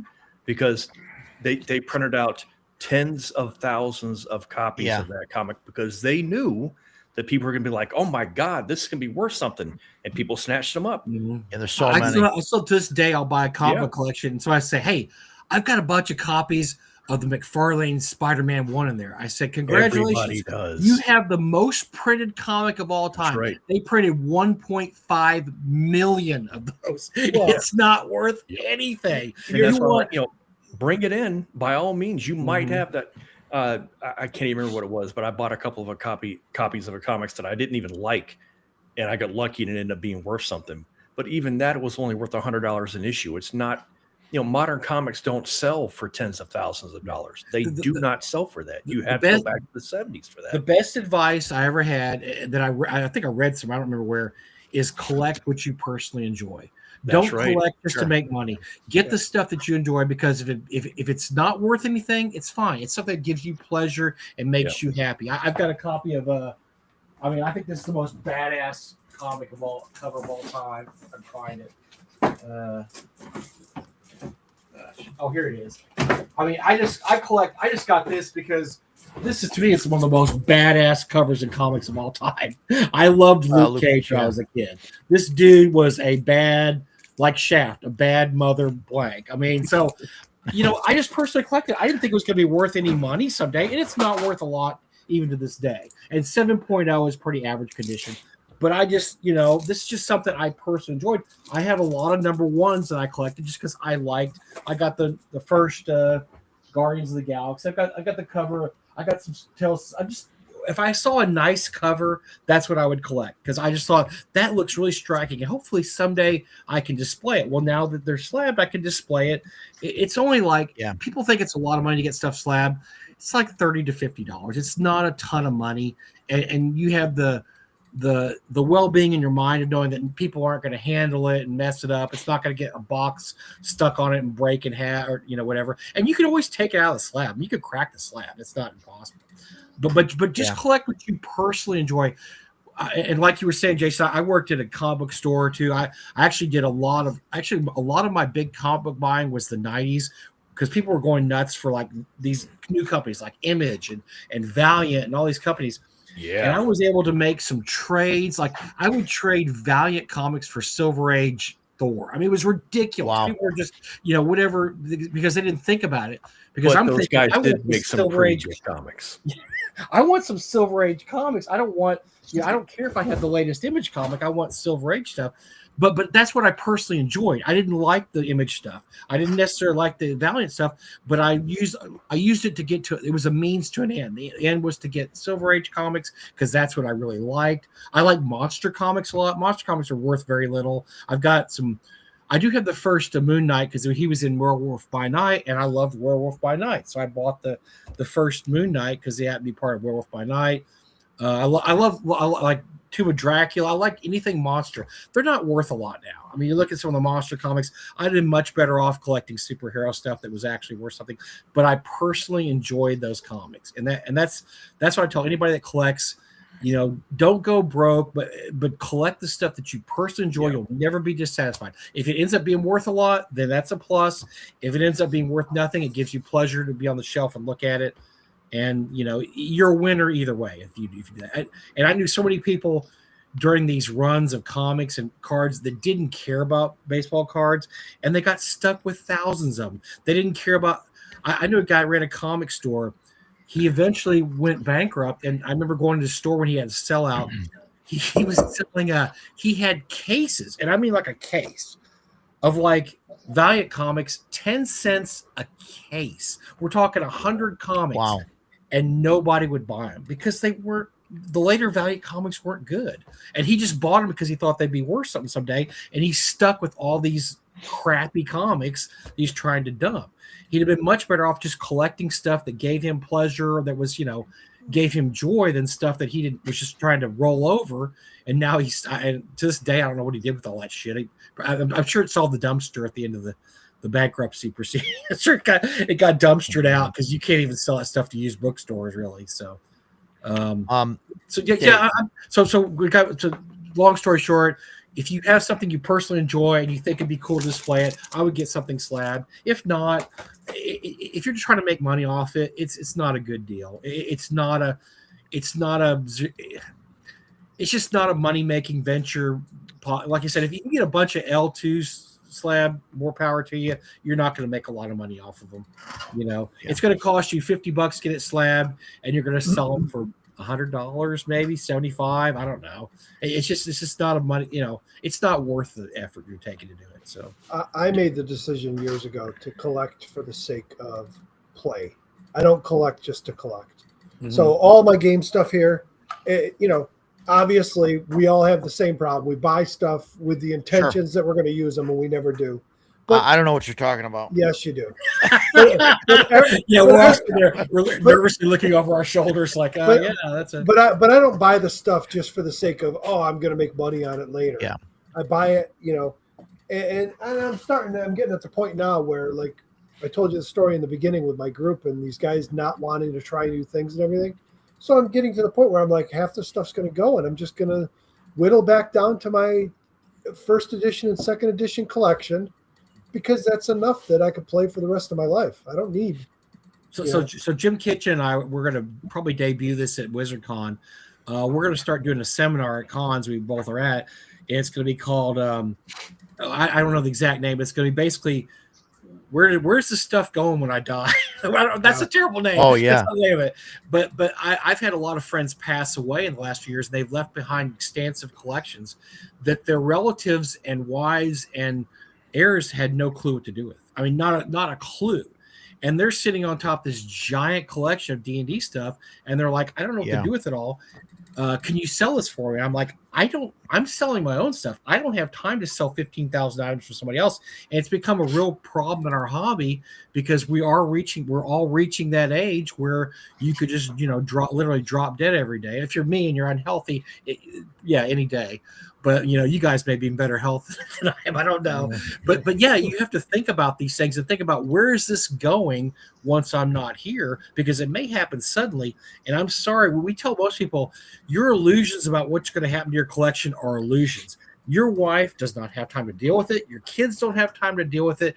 Nobody that has time to deal with it. They are going to dump it. They're going to sell it all, and they're not going to get the value of the collection. And like you were saying, Mike, it's time to start. I told my wife when I'm 60, I'm going to start winnowing my collection out, and somehow I made it to 60, and I was like, holy shit, I'm 60. I got to start selling this shit. And so for the last 3 years, I have been winnowing down my collection. Do I play Ravenloft? No, boom, gone. Spelljammer? No, boom, gone. Planescape? No, boom, gone. Dark Sun? Never played it, boom, gone. Whatever that I had that I didn't play a lot of, I've just been judiciously pruning it because I don't. It's like it's not whoever ends up with the most toys wins. Whoever has the most toys, or you're going to die and somebody else is going to have your toys. It's not going to be, you can't take it with you. So get pleasure out of it now, but also realize the limitations. Like you said, start going through stuff and say, you know what? I have not opened this book in 5 years. I play 2E. It's a 3E book. I'm not going to use it or play it.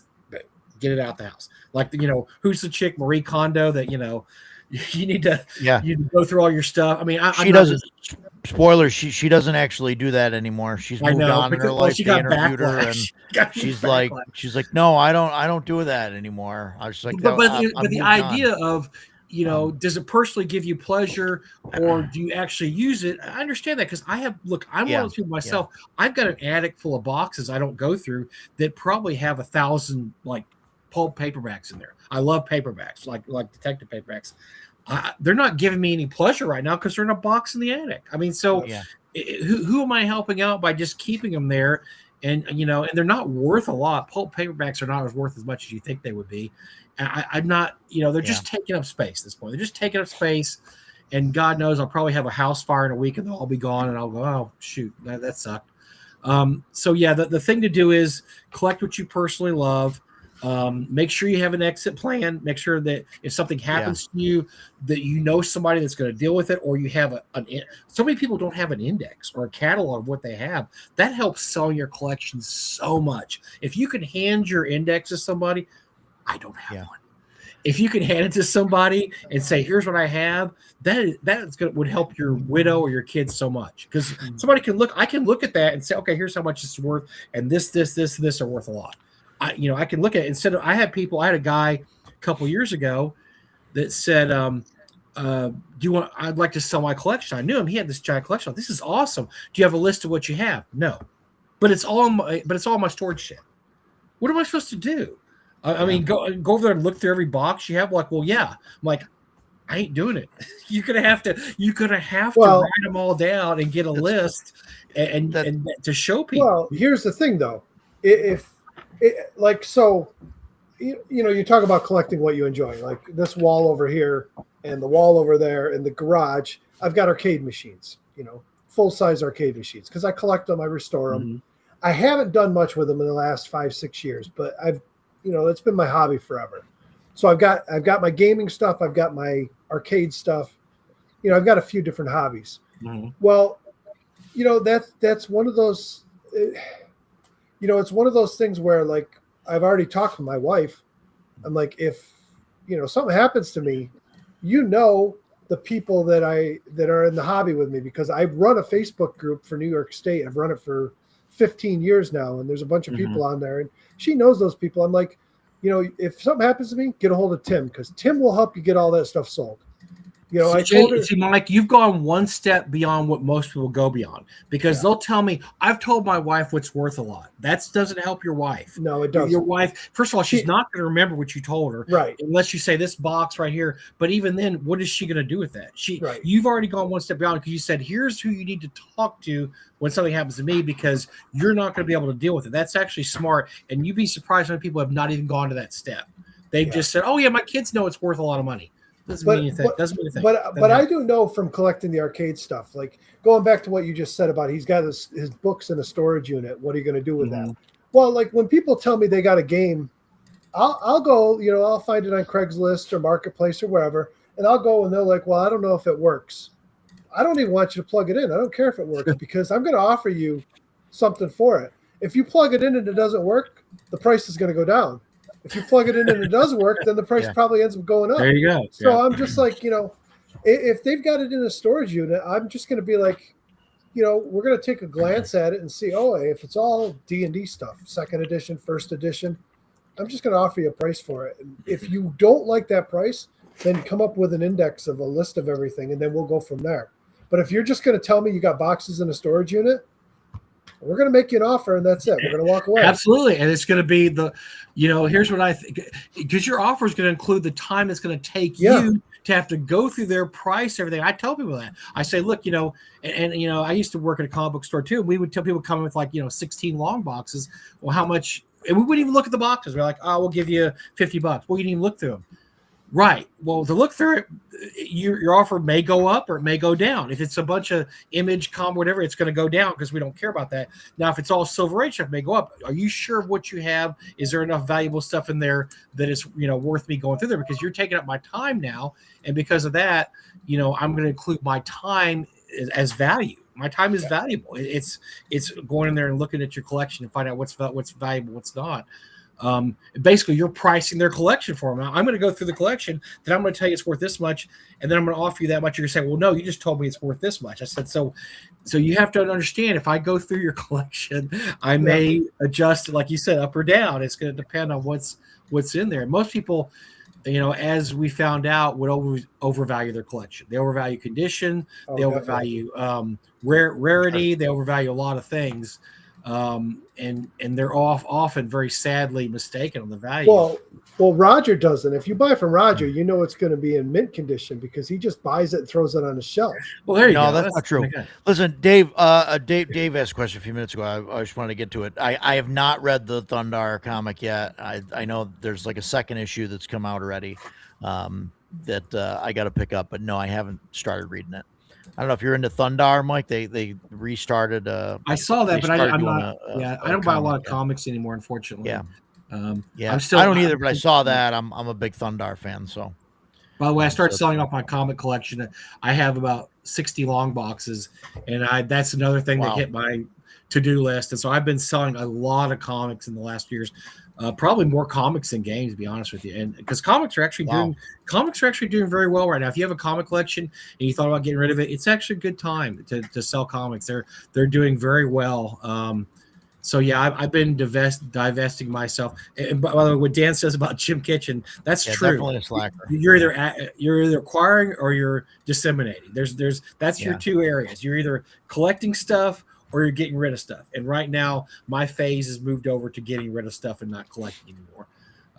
I don't want to leave my wife more of an issue that she already has, that she's already going to have. But I've also given her here's the names of 5 people, or you know, and she knows the people that she needs to talk to. And I'm very luckily I'm friends with a lot of people that run auctions at conventions, and so I'm hoping that's something else. If something happens to me, we'll just be able to auction off. And she knows I sell stuff with heritage auctions, which are actually based, oddly enough, like 10 miles away from me.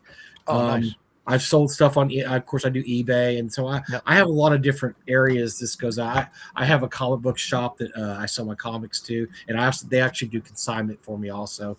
So I'm trying to prepare for the inevitable, but just understand you can't take it with you, man. And so many people, they don't want to face the reality of mortality, and I understand that. I mean, I don't want to think about it either, but you need to think about the burden you're putting on your children or your those left behind. If you pass away, you leave this, box of 60 long boxes of comics, or 75, or whole, like whatever sitting there behind Roger right now. I mean, all the stuff behind Roger. If you leave that behind, I've seen too many people that I've known the past years pass away, and their relatives don't get the value of the collection because they just want it gone. Yeah. They want it. They want to deal with it. They don't want to take it. It's a full-time job to sell, man. It is an absolute full-time job to buy, sell, and trade this stuff, and they just don't have the I time. definitely They have their like own lives.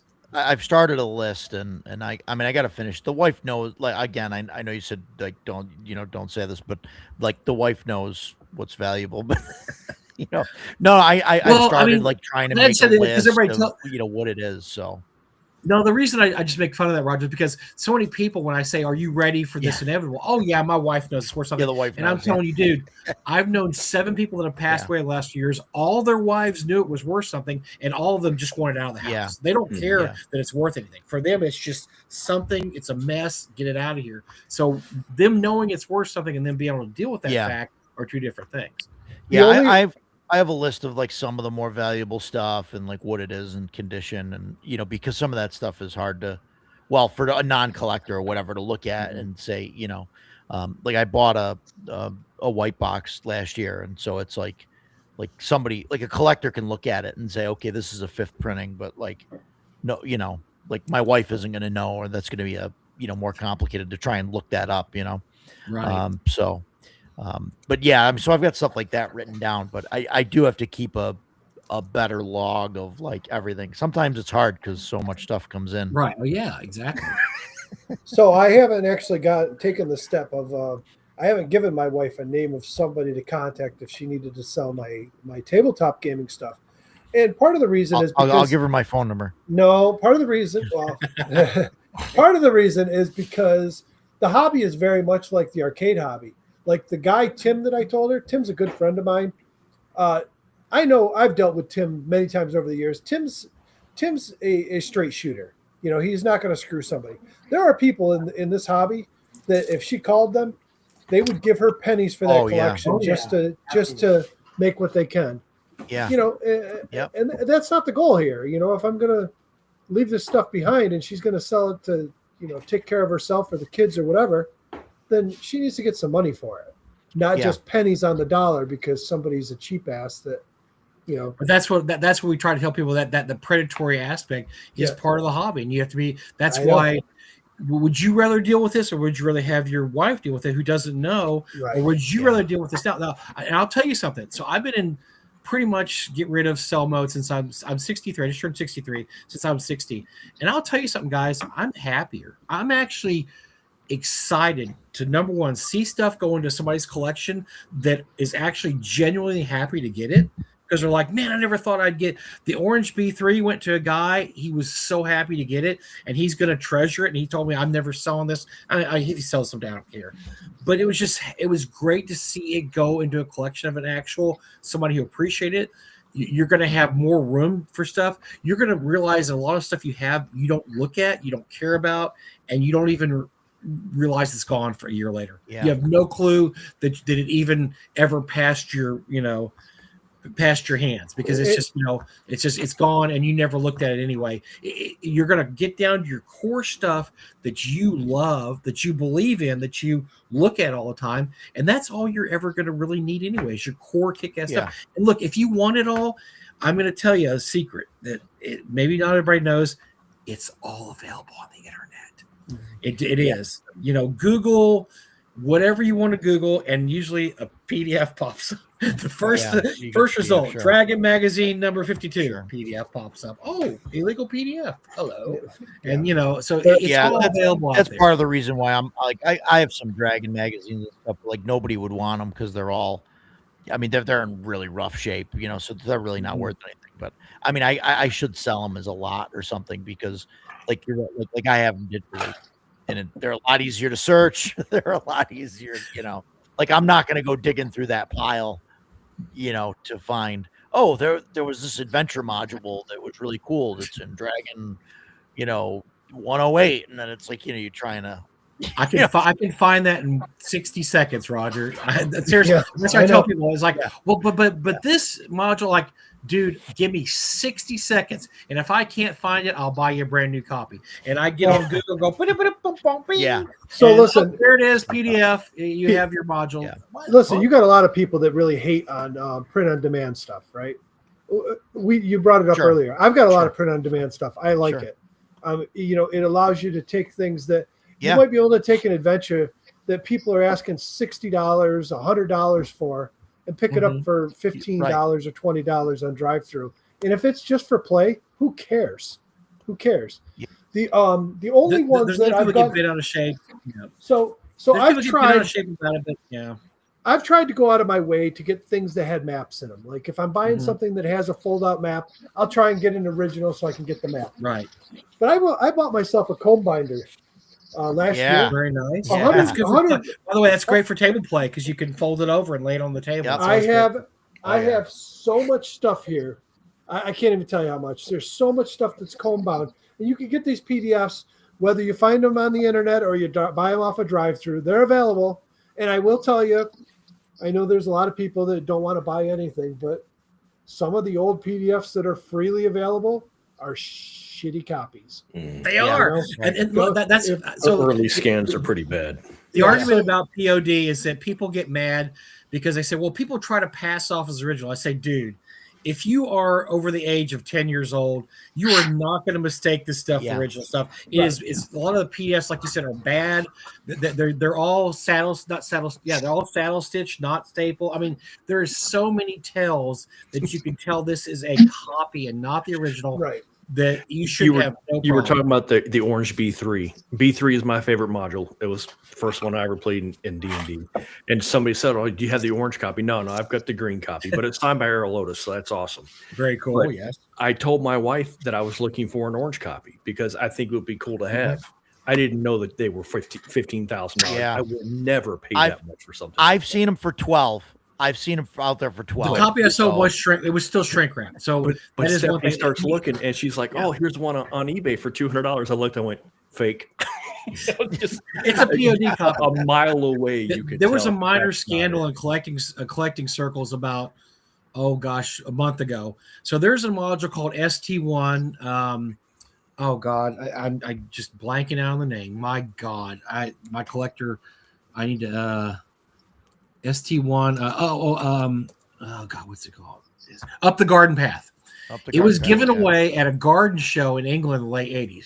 It's one of the rarest modules of all time. It usually runs about, I don't know, $10,000, $15,000. Somebody put a copy up on eBay, and it says copy, and it's very obviously a print on demand that they made themselves. And they sold it for an exorbitant amount of money. And I don't understand. I'm like, okay, you could kind of do that yourself, you know. You could find a PDF, you can make a POD, you can have it printed at a printer, you know, or have a friend print it out. It'll look nice. You don't have to pay that much for a copy, but it's very obviously a copy. And I just think it's hilarious that somebody spent an exorbitant amount of money on something that's not an original copy of ST1 Up the Garden Path. But yeah, the POD, I mean, print on demand is your friend when it comes if you just want to own something just to flip through it or run it at the table. Run it. Yeah, absolutely. Even if you yeah, have you know, a real copy, The other option too, you know, a lot of people just look strictly to drive through, but there are people out there that have gone out of their way. I know you don't like Dark Sun, but just to give you an idea, this is one of like 7 books I had printed. It's huge. Oh, nice. It's got all They everything in there. Yeah. They took all the 2E stuff, and this one is just the campaign guide. There's an options book. There's Monster I've got the whole Monster Manual with all of it. And this includes this includes stuff out of like the Dragon magazines and all that stuff. I mean, and we're talking very good quality prints. Mm-hmm. This is done from Lulu. I mean, I ordered all 7. And by the way, Mike, it's highly illegal, but that's okay. Don't worry. You're not but- hurting anybody. Don't worry. Right, I'm not selling it. It's No, for you're my not own hurting. use. And if you own the original stuff, I consider that if you own the originals Yeah, anyway, it's no. I don't have a problem. I've got all my box sets sitting up there. People freak out about that. I'm like, you know what? Calm down. Yeah, well, so long as, like you said, WotC's not making any money off Dark Sun right now anyway. They're not Right. reselling stuff. That they want nothing to do with Dark Sun right now because it has slavery in it and cannibalism. So they're not doing anything with it. I don't have a problem with it at all. But so long as you're not printing the stuff out and then you're reselling multiple copies and all that. Yeah, if you go to a convention, you got 15 copies behind you, they're probably going to shut you down because at that point you're breaking the law. But people have an argument as POD because the arguments are always so weird. One of them is, well, it makes my original stuff less valuable. Not any more than a reprint of Amazing Fantasy 15 makes original copy amazing. No, it doesn't. It does not make it less valuable to have a copy of something out there when there's original. You know, people that collect want the original brown box. They don't They don't care about if there's 10,000, 20,000 copies. No, that's a dumb argument. I hate that argument. They get mad because sometimes people sell that as an original. Now, while that is extremely unethical, and I think that's bad business practices, buyer beware. I mean, you have to be aware of what you're buying. Some people, they get mad because they buy, say, a copy of Mono T1 online. They get it and it's a POD, and they're like, "Well, the guy never mentioned POD." Well, there's tells, and you need to be careful about what you're buying. So let me ask you a question, though. You say it's illegal, right? So if I go and buy this PDF off a drive-through, and then I print it myself, like I did here, and I bind it myself, is there anything illegal about that? No, because WotC sold you that. What you were showing me earlier, you said it had articles from Dragon Magazine. Dragon Magazine. Okay, so I get that part. Yeah, GSR got in trouble for doing that. They themselves got in trouble for printing out Dragon Magazine articles. It turned out there was rights involved. They didn't pay attention to. So what I guess what I'm asking though is if you took the same PDF and you put the cover together and everything, and you sent it to Lulu to print a perfect bound copy for yourself. What's the legality on that? Man, Mike, I wouldn't worry about. I don't worry about that kind of stuff at all. I don't either. No, that's fine. People don't worry about that because that's fair use. They're whining crybabies. Yeah, there's people that are more worried about something fair use. So they're worried about what you're doing when they need to worry about their own lives. Like, I can't believe that you printed out a copy to use at the table. Why would you care? Just the funny part. Get out of here. You're weird. The funny part is like these books here. Like I went through and I made every single one for second edition. These weren't in paperback books. These were they were those. Yeah, they were the sheets. They were terrible. Right. So I made books out of every single supplement. That's a great idea. Actually, that's awesome because the sheets were awful because they tore. You couldn't fit them all in a binder. And no, that's actually a good idea to do it that way. I like that. I like that idea. But yeah, people have a lot of most of their objections against POD are usually along lines of moral and ethical objections. And like I said, and these are people also. I think it's funny. I always tell them, you're simping for $1 billion corporation, right? Because you really are. I mean, this is a company that doesn't care if you live or die. And actually, in the last years, WotC doesn't even care about you at all. They're doing whatever they're doing with their product. Did you see their survey they put out yesterday or whatever? I saw that, but I didn't see the results. Were the results hilarious? I don't think they're gonna publish the results of that one because I can tell you now when I looked on Twitter. Oh my God, the amount of people that responded, and they all respond. It was a very fast one. People are very happy with how WotC's treating their. This one maybe had 10 questions total. You could answer it in 2 minutes. Yeah, I saw that, and I thought that was a disaster waiting to happen. I filled out and answered it, and I can tell you, I don't think they're going to publish those results because it's not going to go the way they're hoping. Yeah, well, I think they suspect the way it's going to go, but they want to reassure themselves. I mean, we didn't really get into very much, but Dan Ayub, the guy who's now in charge, I think he wants to at least try to bring D&D back to somewhat it was maybe 20 years ago. And so I think he has the right idea in terms of they got rid of people in their company that really weren't helping their company. And I think he wants to bring it back to like, look, why are we telling all these old guys to F off? I mean, that's the backbone of our hobby, and they spend a lot of money. Well, let's bring them in. Let's try to bring them in. And that was what I liked about 5e when it first came out, is they weren't like, oh, 5e, get out of here, old guy. They were like, hey, maybe you want to play 5e. It's kind of like, it's not as different as 3e was or 4e. It's very, it's kind of like D&D was. And in the last 5 years, it's been no, F off. We don't want you. We don't want you. Well, we don't care about you. Get out of here. And it feels like when 5e came out, like I've told these guys that I loved the basic, like the Lost Mines of Phandelver. If you took the basic rules from that, it was like a perfect game. Later, they started adding with the subclasses and everything, and then every consecutive book after that, just it was more and more till it was like, I don't even enjoy this game anymore. I mean, I've got 2 shelves worth of 5e stuff, probably 30 books up there, plus a bunch of third-party stuff. It was fun for a short while, but after a few years of it, I had just had enough and moved on. I understand what you're saying. I think they do want to do better. I mean, if you look at that survey was all about, do you trust WotC? Do you think they have your interests, whatever? Do you think they're going in the right direction? And it's no, right down the line. And I think that's what a lot of people are going to say. Yeah. I don't think a new edition of D&D is going to bring the older people back into the fold. I think people are, though. Here's the whole thing. It's the Starbucks effect, right?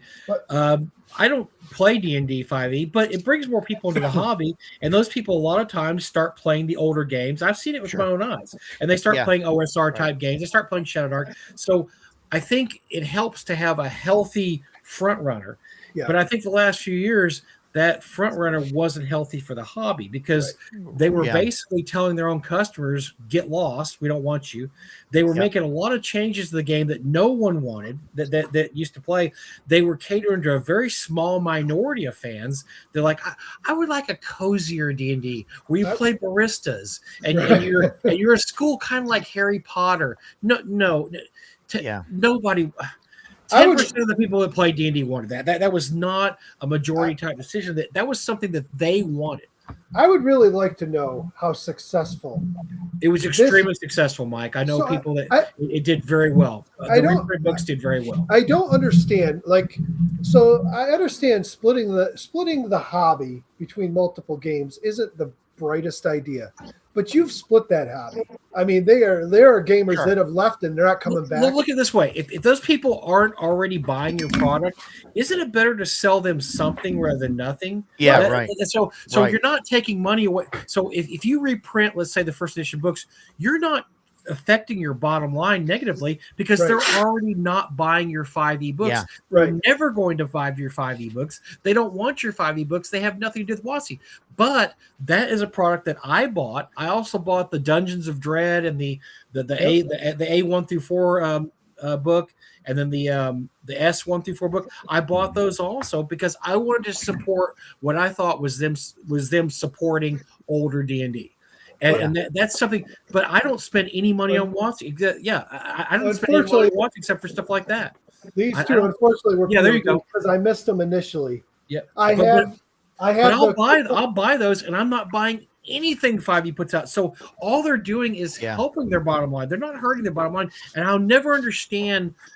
They're not the only company that does this, but then when the new version of whatever comes out, they immediately start reviling the old version and dissing their customers and saying you're terrible if you want this. I don't understand that philosophy. I know there has to be a philosophy behind that they teach in business school somewhere.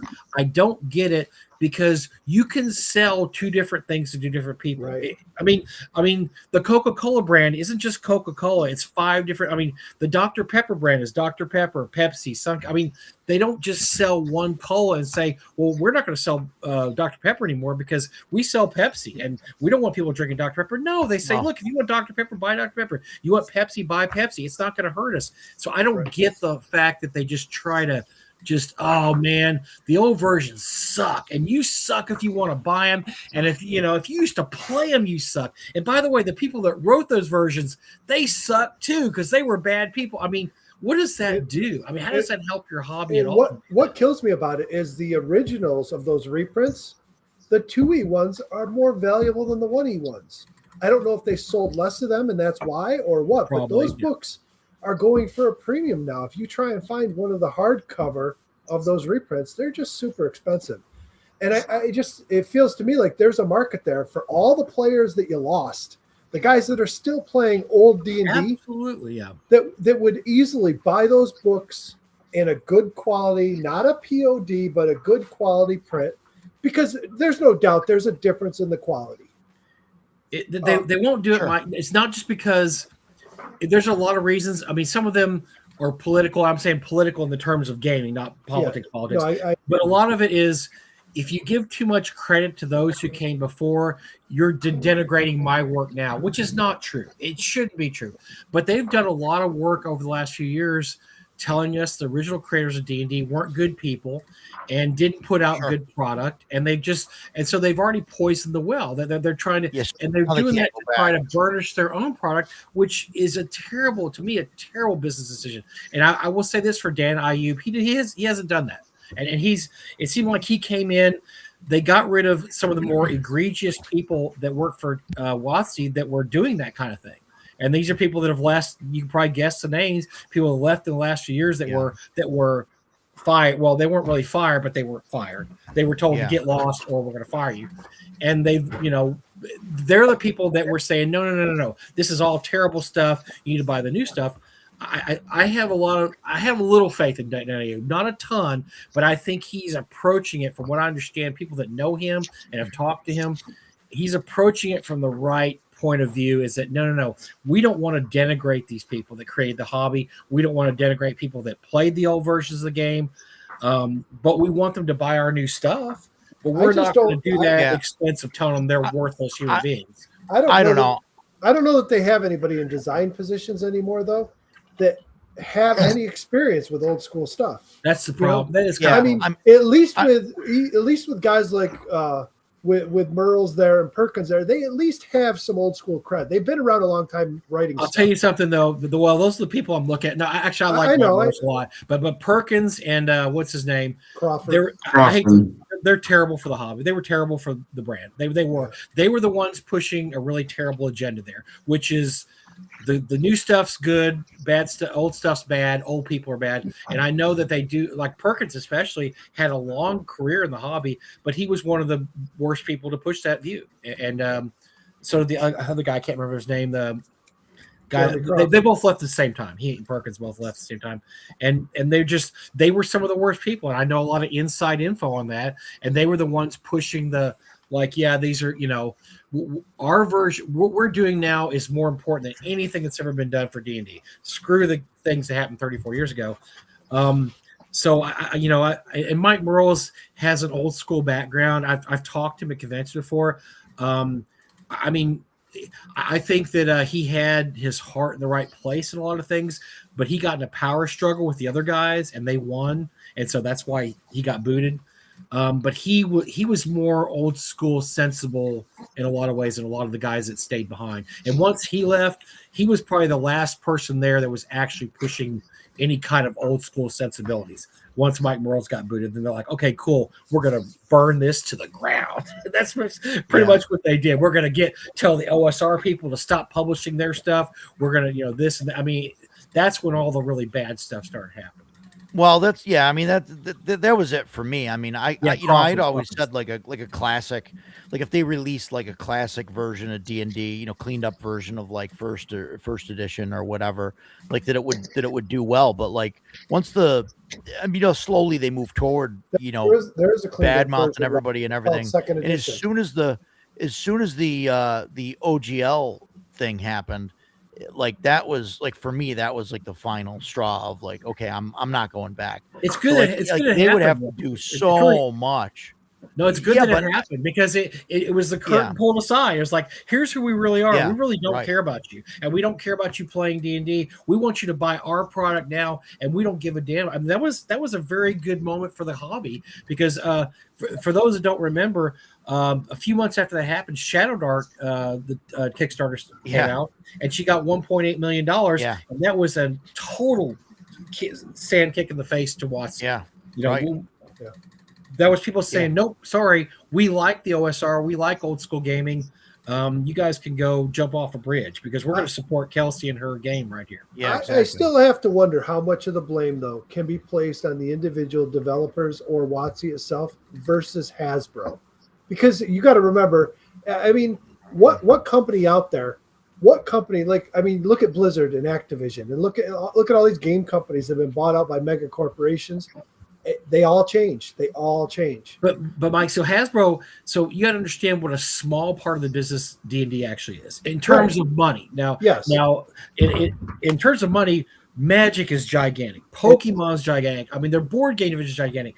D&D, although it generates X amount of money, is a very tiny part. All the Hasbro execs care about is the bottom line. They look in there and how much did D&D make last year? 15 billion. Oh, it made 16 this year. Awesome. That's all they care about. That they don't know anything about the game. Whatever. They just know it's a line on a stat page.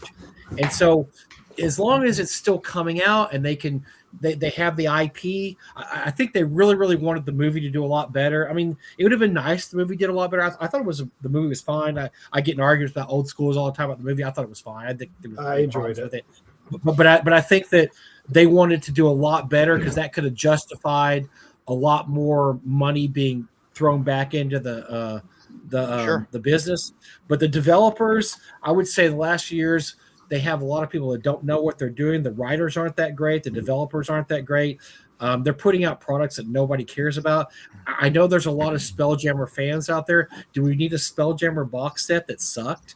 That absolutely really did. I mean, just absolutely sucked. It was awful. I mean, did we need that? No, we didn't need that. Do we need a book about D&D baristas, selling coffee? No. Do we need a book that's trying to be Harry Potter? I mean, just on and on and on. Bad decision. That's not just developers. That's people okaying those bad decisions. And that was Perkins and Crawford saying, okay, yeah, that sounds great. Let's do a book about, about Harry Potter school when nobody. Well, that's because they had they did the magic set, Strixhaven magic set, and then they basically had all the art and everything there, and all the flavor, the flavor text and all that. So all they had to do was, just compile it all into a book. So it was relatively cheap for them to produce. Thinking, oh, hey, we could bridge these two worlds and it'll be fantastic. Even Hasbro's trying their hardest though to drive Magic the Gathering into the ground.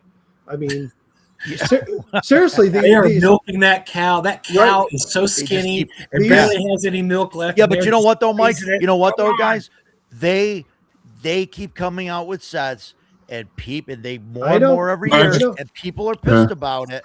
But they still buy them. They're still buying the stuff, and eventually they'll stop. And right now, why wouldn't you come out with 8 sets a year? Because people are going to keep buying. There's a point when it'll be oversaturation, but we have not hit that point yet. Right? That's right. We have not hit it yet. I think we have. You talked about comics earlier and how they got to the point where they were just like printing so many copies of it, and people were still buying them, thinking they were going to be worth something. That's what's happened to Magic now. Absolutely, yes. These sets now aren't worth anything. But nobody knows. Not enough. Eventually, we'll hit the crest. Eventually, we'll hit where people say no more. But we're still up here. We're still up here. Listen, I've been out of Magic since like '95. I was in the very beginning, from beta here in Syracuse, and I had a huge collection. I made a shit ton of money. I made like $7,000 on it back in '95. Now, if I had that same collection today, you should have kept it. I would have bought a couple houses with it. That's neither here nor there. I can't do anything about it. That was long in the past. But you don't have cards like that anymore. They're not worth anything. Right. People are buying them, hoping they will be. Print runs alone and that and rarity and all that stuff now that people don't get and they don't understand. They keep buying that stuff up, not understanding that what you're buying now is never going to be as valuable as anything you bought in 1995. It's just simple economics. It's just not going to, and they don't understand. And as long as people keep buying it, they're going to keep pumping them out, man. And eventually it will reach oversaturation, but it hasn't come close yet. That's what happened with comics. The comics, they had the crash in the mid-90s because there was so many titles out, people couldn't keep up with it. There was like 16 Ghost Rider comics. Just crazy stuff because they're like, let's just keep putting more and more stuff out, and then we'll put out special covers and we'll do this.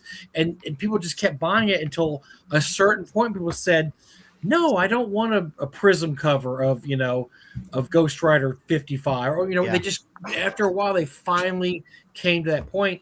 And I don't know, I'm not as much into the card collecting hobby as other hobbies. I don't know when that saturation point is for Magic or any card game. I don't know. I do Yeah. think they're reaching get it. I there. know their numbers have been looking pretty We're bad getting there, lately. yeah. Their sets are really, they went with this whole universes Beyond. it's called, Universes Beyond. Yeah. and they're adding every license you could imagine. Yep. And they're adding all these Marvel ones, and like Spider-Man, they were like, "Oh, Spider-Man's going to be huge," and Well, it's all the stuff Hasbro already has access to. Yeah. Because they And- make Yeah, they already have the board license. games and they're just gaming houses. losing money on it. I mean, there's They're milking places all that selling stuff. them under Mhm. MSRP now for cases of them because they can't sell them. Yeah. It's It's As long crazy. as kids have disposable money or they have their parents' money, they're going to go buy Magic cards until something new comes on. Maybe something cooler come along and people jump over to that. Or, And Mike, the people that you're seeing that are buying it, right, and they're buying it at less than MSRP, those cases and everything that those companies bought, they already bought them from a distributor that got them from. Yeah. So Watsy already made their money on that Right. product. So Right. then they got what they wanted for it, right? So like, because all the stores pre-order boxes for every set because people want them still. So Well, like that- that that's doesn't where they're matter gonna- to them that the boxes are worthless. At least, I will say- They got their money. because it caught on. Well, Yeah. Watsy's done a really great job over the last few decades of marketing their product. I will say that's because they have tournaments.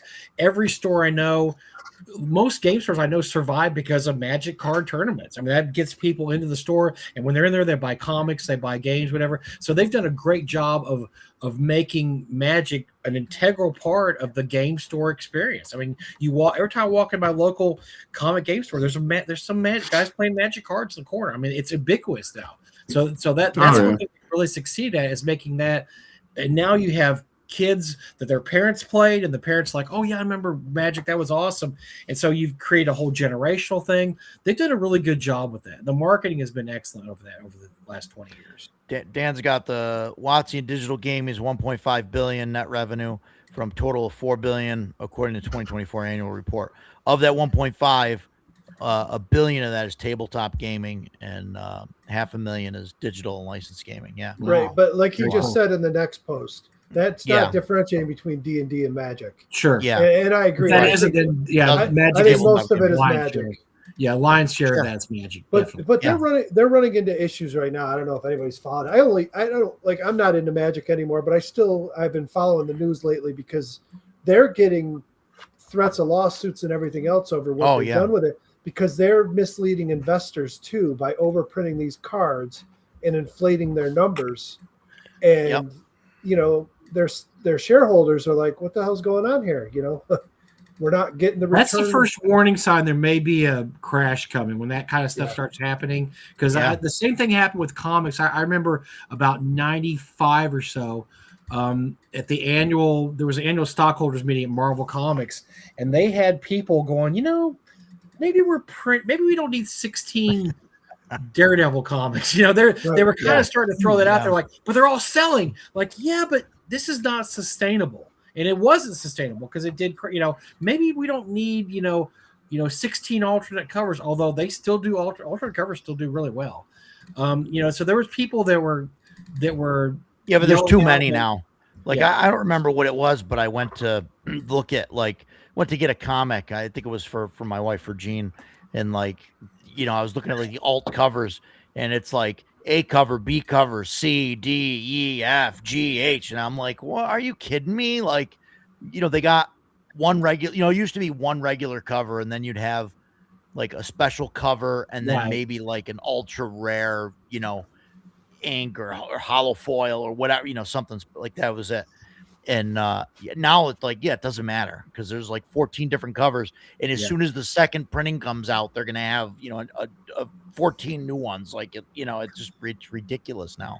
So the special covers are almost easier to find than a regular cover. It's certain terrible comics. when I have to price collections for my friends and stuff, because you're going through the like, okay, is this cover A, B, C, D. I mean, luckily you have a guide that tells you Yeah. this A, B, C, D, E, F, G, H. Oh, the only one worth it is cover G, and you have cover B. Sorry, it's yours is not gonna. Yours worth $1. Now cover G is worth $25, but you got and the only reason cover G is worth $25 is because that's the ugly ass cover that nobody wanted. It's less of them in circulation. Quite a bit of truth to that. It's funny not necessarily the most popular thing that's worth money.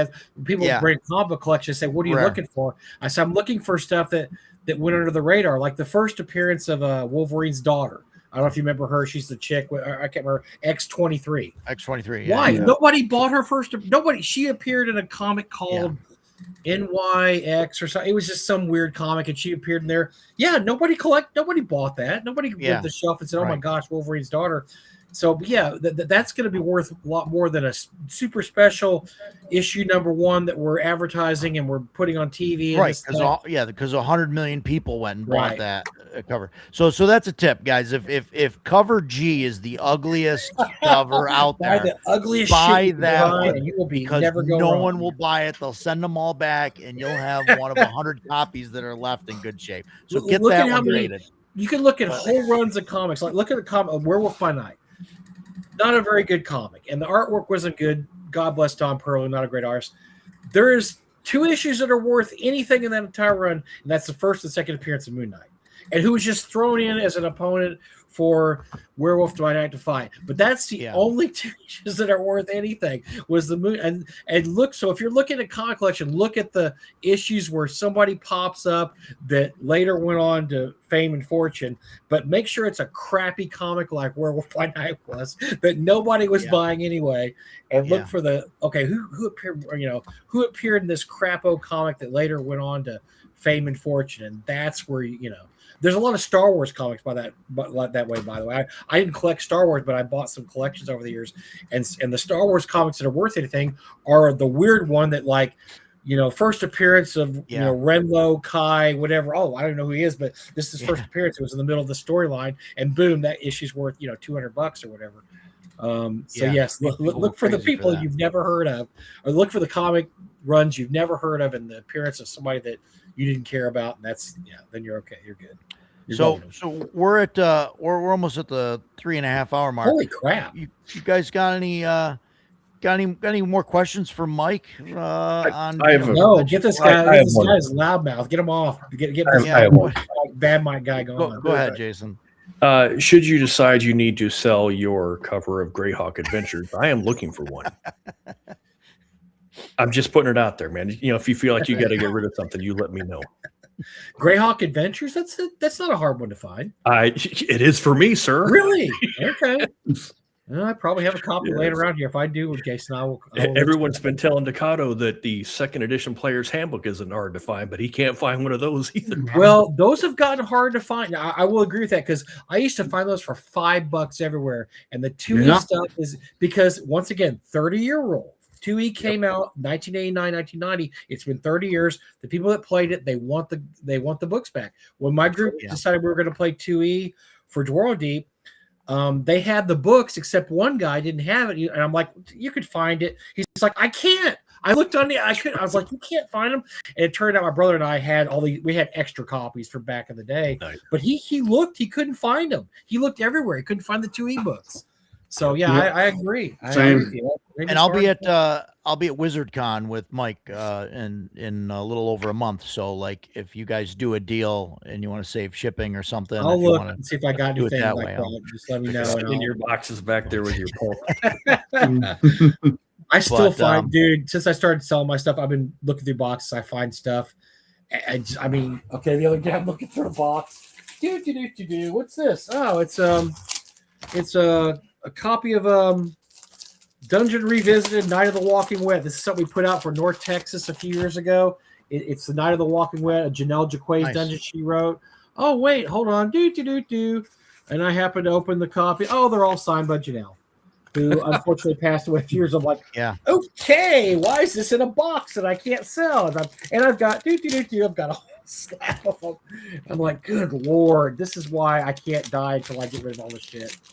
It's just there's just too much stuff here. It's crazy.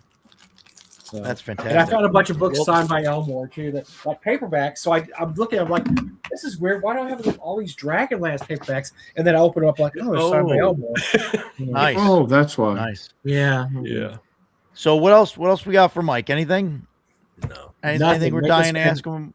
Make That, these North poor guys. Texas? These poor guys are an hour ahead of We're- me. They're tired.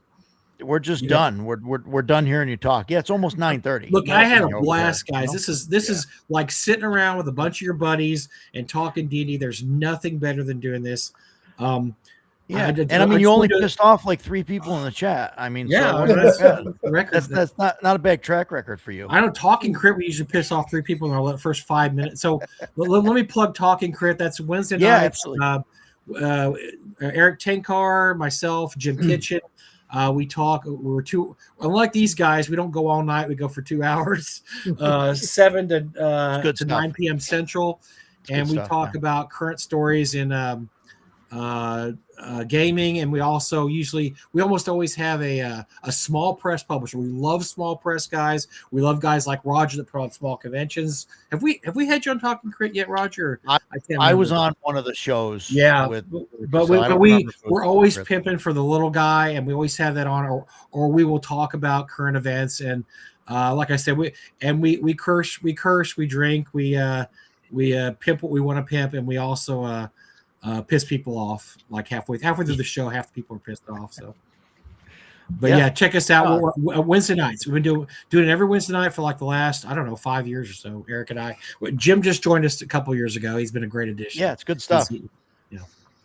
Yeah, it's really cool. And Jim is cool. He runs a lot of the auctions at a bunch. He's of an auction extraordinary. He does the auction at Gen Con, Gamehole Con, Gary Con, and I guess he'll be in an auction at Wizard Con. And so we will see him at Wizard Con cool. also. Roger, we go. Cool. He's That'll be he's cool a to nice, meet him. really great guy. Now he is a big time collector. He's got some artwork Yeah. that blow your socks off. Let me tell you, he's got some cool. really nice stuff. Cool. So yeah, no, thanks for coming on, Mike. We appreciate it. Sure. You know, Anytime. I had a blast. it's good to It was have you great. talk about stuff. So yeah. So thanks everybody out there for coming. We'll see you guys next week. I don't know what the topic's going to be yet, but I'll post it at some point. And we'll see you guys on the other side. Dan, So, come say hi at WizardCon. By the way, anybody at WizardCon, yeah. I don't usually get that neck of the woods to Michigan. Come say hi and introduce yourself, because I do go to EggCon, I do go to Gamehole Con up in Wisconsin, but I don't get much farther east than WizardCon's going to be. So Yeah, WizardCon. We'll have to have you up to New York sometime a week after. I'd love to come. My dad's from Rye, New York. He grew up there. That's when you said my name correctly. There's actually Badolatos in New York. There's like one other Badolato in the whole state of Texas. There's Nice. But there's Badolatos in New York. So that's actually my, where my dad came from and his entire family came from. So up New York. So. Nice. And on that note, we'll see you guys next week. Later. Take care, everybody. You know.